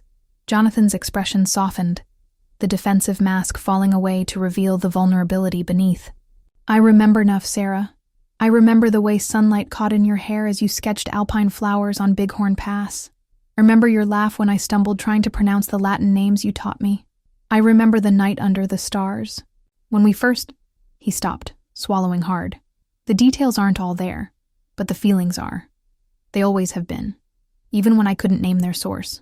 The plan came together with military precision, a testament to the strategic mind that had guided Jonathan through his years of searching. Sarah would ride north with David west, ostensibly heading for the family's hunting cabin in the mountains, but actually circling back toward Laramie by a roundabout route. Meanwhile, Jonathan would remain at Theranche with Thomas, presenting the appearance of normal family life, while secretly preparing for the confrontation He believed was inevitable. "Hargrove won't be satisfied with my denial," Jonathan explained, as they prepared in the pre-dawn darkness. "He'll either send men to search the ranch, or attempt to use Thomas as leverage to draw you out." "And you're certain you can protect him?" Sarah asked, adjusting the saddle on the sturdy mare Catherine had selected for her. "With my life," Jonathan promised, his voice carrying absolute conviction. "My father has already dispatched riders to alert our neighbors. By noon, we'll have 20 armed men positioned discreetly around the property. No one will reach Thomas without going through all of us." The plan was sound, yet Sarah's maternal instinct rebelled at the thought of separation. "He's never been apart from, not for more than a day." "I know," Jonathan said gently. "But he's safer here, surrounded by family, than on the trail with us as targets." "Us?" Sarah questioned, catching the pronoun. "I thought David was escorting me." Jonathan secured the last of her provisions to the saddle. "David will accompany you for the first leg of the journey, to establish the northward trail, and any witnesses to it. Then I'll join you at Devil's Backbone." Seeing her confusion, he explained, "I'm leaving separately, 2 hours after you, taking a different route. If Hargrove has men watching the ranch, they'll likely follow the more obvious target, me." The strategy made sense, but concern lingered. "Who will protect Thomas if you're gone?" "My father, Catherine, 5 ranch hands with military experience. And David, who will return here after delivering me to your location." He took her hands, his expression solemn. "Sarah, I've spent years preparing for this confrontation. Trust me when I say I've considered every contingency for Thomas's safety." She wanted to believe him, needed to believe him. "And after we rendezvous?" "Head for Cheyenne," Jonathan replied. "I have allies there, a federal marshal investigating corruption in the territorial government, and a judge willing to issue warrants based on the evidence in those maps." His eyes searched hers. "You do still have them?" "Yes," Sarah confirmed. "Sewn into Thomas's mattress in Silver Creek. I sent instructions to Luella before we left. She'll have retrieved them and forwarded them to your practice in Laramie by now." Relief crossed his features. "Good. Once we have those maps in hand and reach the federal authorities, we can end this, all of it. Hargrove, the governor, the entire corrupt enterprise they've built." He squeezed her hands gently. "And then, if you're willing, we can start again. The 3 of us." The promise of a future together hung between them, tantalizing and uncertain. Sarah wanted to believe it was possible, that after all they'd endured, peace might finally be within reach. "I need to say goodbye to Thomas," she said, instead of answering directly. Jonathan nodded. "He's with Catherine in the kitchen. She's keeping him occupied with breakfast preparations."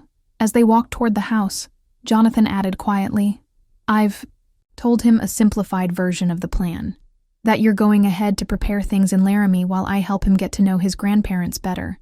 He's disappointed, but understanding." Inside, they found Thomas kneading dough with exaggerated concentration, flour dusting his cheeks and forehead. He looked up as they entered, his eyes, so like his father's, immediately seeking Sarah's. "Mama?" he said simply, abandoning his task to rush to her. Sarah knelt, enfolding him in a tight embrace, memorizing the feel of his small body against hers, the scent of his hair, the strength in his growing limbs. "Be good for your father and aunt while I'm gone," she murmured. "Listen carefully to what they tell you, especially if anything unexpected happens." Thomas pulled back slightly, his expression serious beyond his years. "Dr. West, Papa, says I need to be brave like a soldier, that the bad men who burned our house might come here, but that I'll be safe in the special hiding place." Sarah glanced sharply at Jonathan, who nodded imperceptibly. Of course he would have prepared a secure location for the boy. "That's right," she confirmed, smoothing Thomas's hair. "And it won't be for long. Soon we'll be together again, In a new home where no one can threaten us. In Laramie? Thomas asked.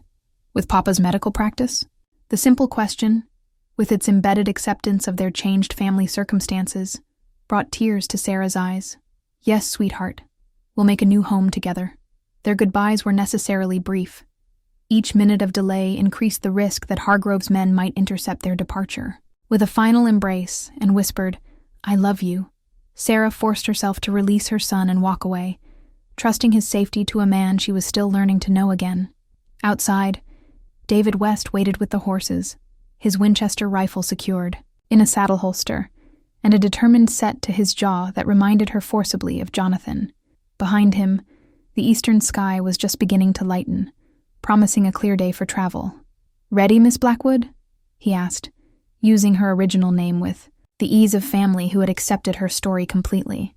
"As I'll ever be," she replied, mounting the mare with practiced grace. Frontier life had made her a competent, if not enthusiastic, horsewoman.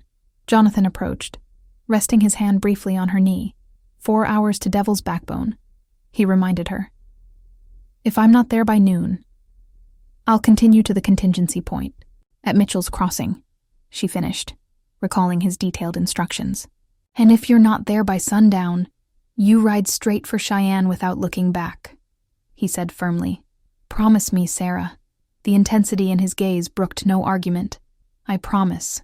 With a final nod, he stepped back, allowing David to take the lead as they rode out, keeping to the shadows of the trees that bordered the ranch's eastern boundary.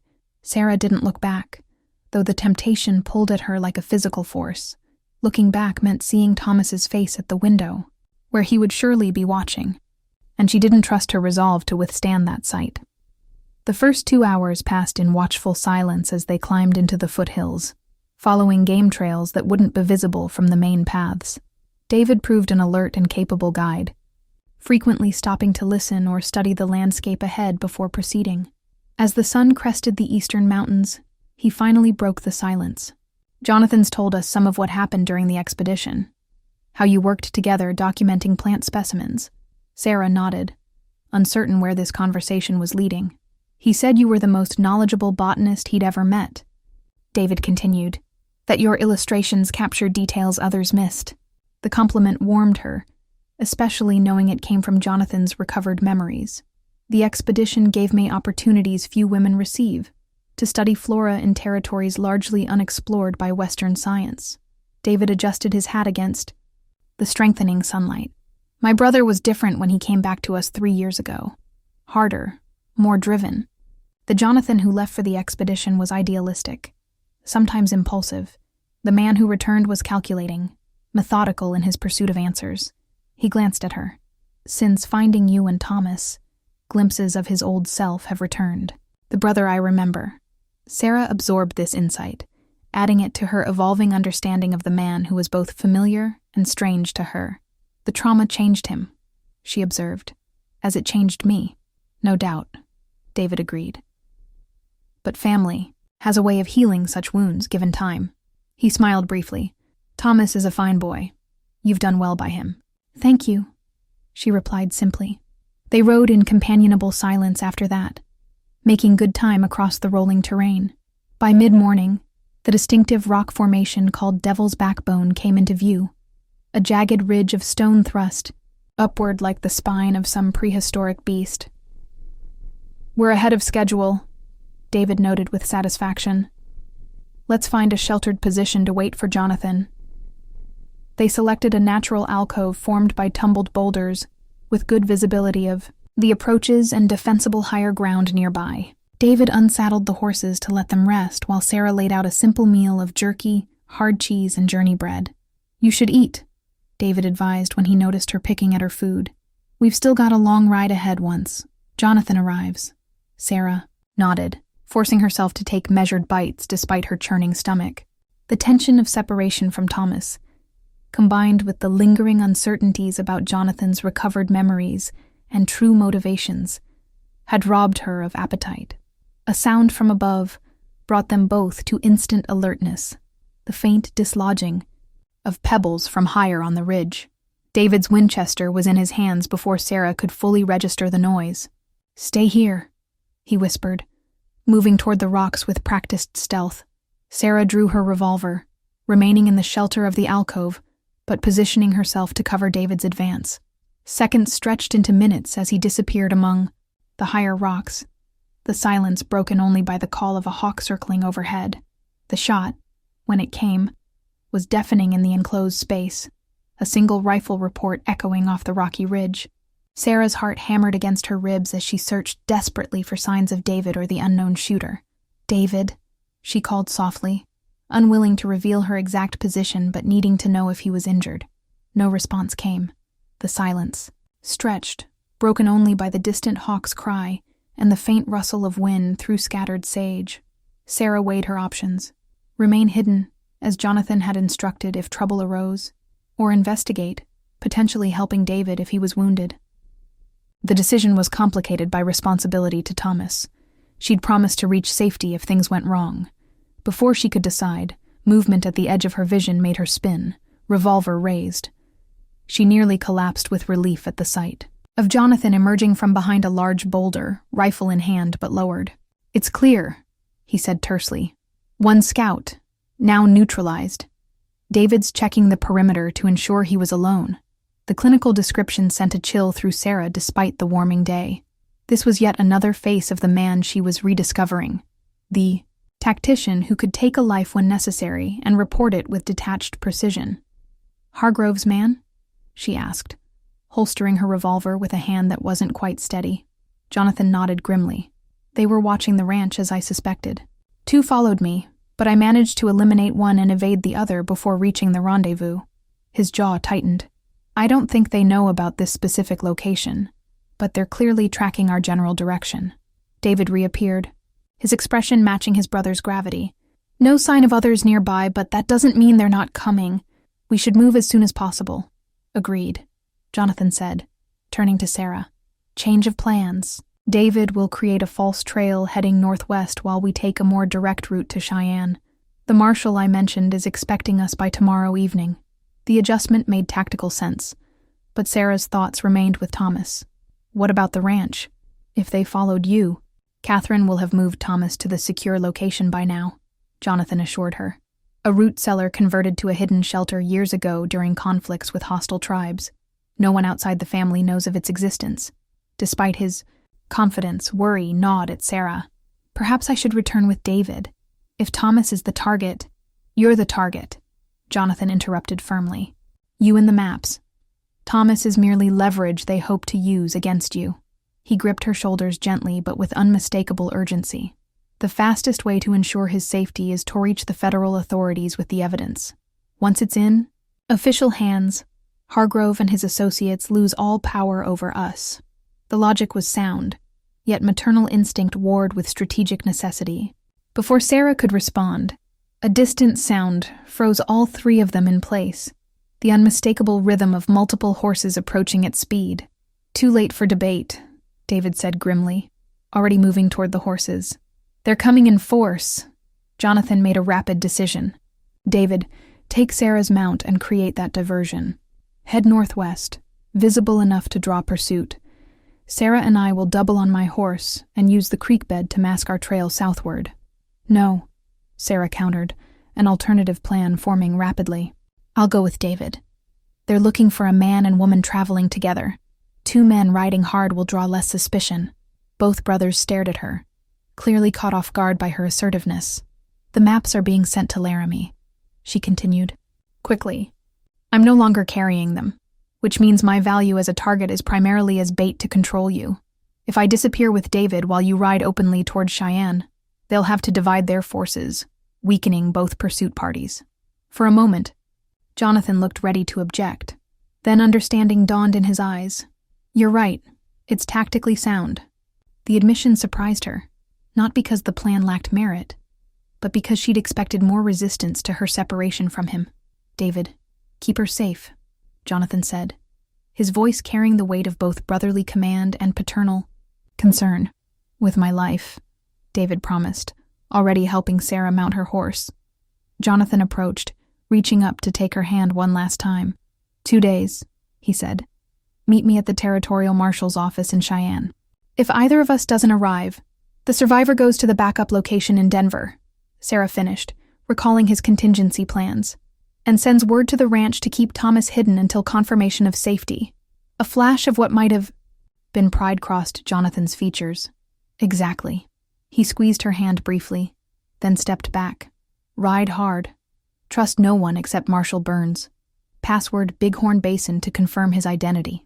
With a final nod, Sarah and David rode out, taking a visible trail northward while Jonathan remained behind, presumably to prepare his own more covert departure. The hoofbeats of the approaching riders grew louder behind them, adding urgency to their already rapid pace. "They'll spot us soon," David called as they crested a rise. "When they do, be ready to split up at my signal. You'll continue northwest, while I create a more obvious trail for them to follow." Sarah nodded, understanding the tactic. "And if we're separated, head for Red Bluff Station," he replied. "I have friends there who'll help you reach Cheyenne safely." The next ridge revealed their pursuers, at least 8 riders, pushing their mounts hard across the open terrain. One spotted them almost. Immediately, gesturing to his companions. "Now!" David shouted, abruptly wheeling his horse westward across exposed ground, firing his rifle into the air to ensure he drew attention. Sarah drove her heels into her mare's flanks, urging the animal forward along the more sheltered northward path. The strategy worked initially. Most of the pursuit veered after David, clearly identifying him as the primary target based on his deliberate provocation. 2 riders, however, broke from the main group and angled toward her position. Sarah bent low over her horse's neck, encouraging more speed from the already straining animal. The mare responded gallantly, stretching into a full gallop across the uneven ground. A rifle shot cracked behind her, the bullet whining overhead without, finding its mark. The pursuers were firing from horseback at a moving target, difficult shots that nevertheless underscored the danger of her situation. Sarah had no illusions about her chances in a direct confrontation with armed men. Her only advantage lay in superior knowledge of the terrain, courtesy of Jonathan's detailed briefing. Ahead, the land dropped away into a steep ravine, too sheer for the horses to navigate safely at speed. Instead of slowing, Sarah guided her, mount along its edge, looking for the landmark Jonathan had described. 3 distinctive pinnacles of rock, marking a game trail that switchbacked down to the creek below. The pinnacles appeared just as her pursuers closed to within 100 yards. Without hesitation, Sarah turned the mare onto the nearly invisible trail, allowing the animal to pick its way down the treacherous slope at a carefully controlled pace. Behind her, she heard shouts of frustration as the pursuers were forced to either attempt the same dangerous descent or circle around to find an easier path, either option buying her precious time. The mare's sure-footedness proved its worth as they reached the bottom of the ravine without mishap. Sarah paused only long enough to orient herself before urging the horse into the shallow creek, riding directly through the water to mask their trail. Jonathan's instructions had been explicit. Follow the creek for half a mile, then exit at the lightning-struck cottonwood and make for the abandoned trapper's cabin 2 miles east. The sound of pursuit faded as she pushed onward, the terrain and her local knowledge combining to create a temporary advantage. By the time she reached the cottonwood, silence had fallen behind her, suggesting the pursuers had either lost her trail or chosen to rejoin the main group after David. The trapper's cabin appeared exactly where Jonathan had described, a crude but solid structure tucked into a natural hollow that rendered it nearly invisible until one was almost upon it. Sarah approached cautiously, revolver drawn, aware that this predetermined waypoint could also be a point of vulnerability if her pursuers had somehow anticipated the route. The cabin appeared deserted, with no fresh tracks around its perimeter and a layer of undisturbed dust on its threshold. Still, Sarah took no chances, circling completely around before approaching the door directly. The interior proved equally abandoned. A single room with a rough stone fireplace, dilapidated furniture, and the musty smell of long disuse, leading the exhausted mare to a lean-to shelter at the back of the cabin. Sarah removed the saddle to allow the animal to rest properly. Only then did she permit herself a moment to breathe, to process the chaotic events that had unfolded in the space of a few hours. The plan had fractured almost immediately upon execution. Instead of traveling with Jonathan as intended, she was now alone, separated from both him and David, uncertain of their fates or of Thomas's continued safety at the ranch. All she could do was follow the established contingency, rest briefly, then continue toward Red Bluff Station as David had instructed. As she settled into the cabin's single chair, checking her revolver and meager supplies, Sarah reflected on the path that had led her here. 7 years of secrets and caution, of building a life from the shattered remnants of another, all culminating in this desperate flight across country she barely knew, pursued by men whose true identities and masters remained shrouded in political intrigue. And at the center of it all, a man she had loved and lost and found again, yet still didn't fully know or trust. The thought of Jonathan brought a complex surge of emotions: gratitude for his protection of Thomas, admiration for his strategic mind, lingering doubts about his recovered memories and true motivations. Was he the same man she had fallen in love with during those golden months of the expedition? Or had trauma and amnesia transformed him into someone fundamentally different? Someone who viewed her and Thomas as pieces in a larger game of justice and revenge? The answer, she suspected, lay somewhere in the middle, just as she herself was neither fully Sarah Blackwood, the botanical illustrator, nor Sarah Winters, the boarding house proprietor, but some complex amalgamation forged by experience and necessity.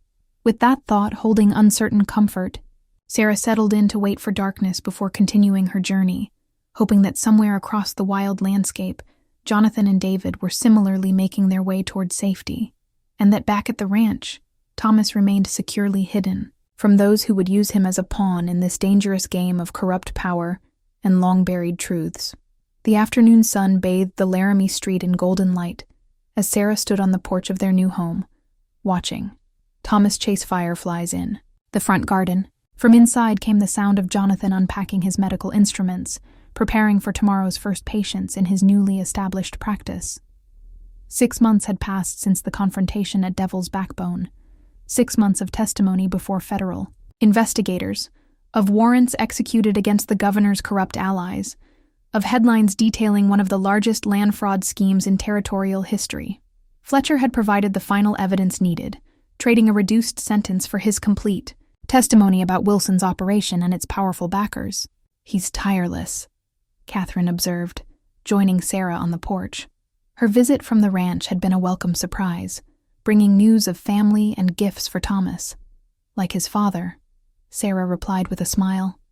"He insisted on helping Jonathan organize his medical texts this morning, by color, unfortunately, rather than subject." Catherine laughed. "Jonathan says he found 3 new botanical references for you at the booksellers in Denver. Are you considering resuming your illustrations?"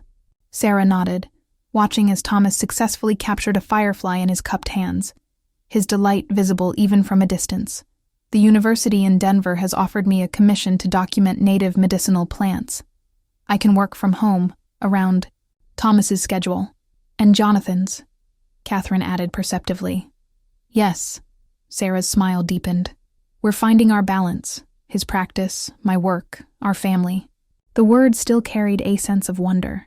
After years of it being just her and Thomas, the expansion to include Jonathan, his parents, siblings, nieces, and nephews had been both overwhelming and profoundly healing.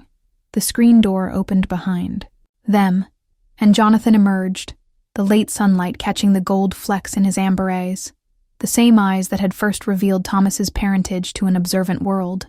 "I think we're finally settled," he announced, satisfaction evident in his voice. "At least until the next shipment of supplies arrives from Denver." Sarah turned to him, noting how the tension that had marked him during their early reunion had eased over the months. He still carried scars, both physical and mental, from the attack 7 years ago. His memory remained incomplete, with gaps that might never be filled. But the essential core of the man she had loved during those expedition days had emerged intact. His intelligence, his compassion, his unwavering commitment to what he believed right. "Thomas," Jonathan called. "Time to come in. Your Aunt Catherine brought apple pie for dessert." Their son looked up from his firefly examination, his face brightening further at the mention of his favorite treat. As Harris toured the porch, Jonathan's arm slipped naturally around Sarah's waist. A casual intimacy that had grown comfortable between them. "Happy?" he asked quietly, his eyes searching hers with the directness that had first drawn her to him all those years ago on the Rawlins expedition. Sarah looked from him to Thomas, who had reached the steps and was already regaling Catherine with details of his firefly observations. Beyond them, the house that would be their home, the practice that would serve the community, the future they would build together, all made possible by truths finally brought to light.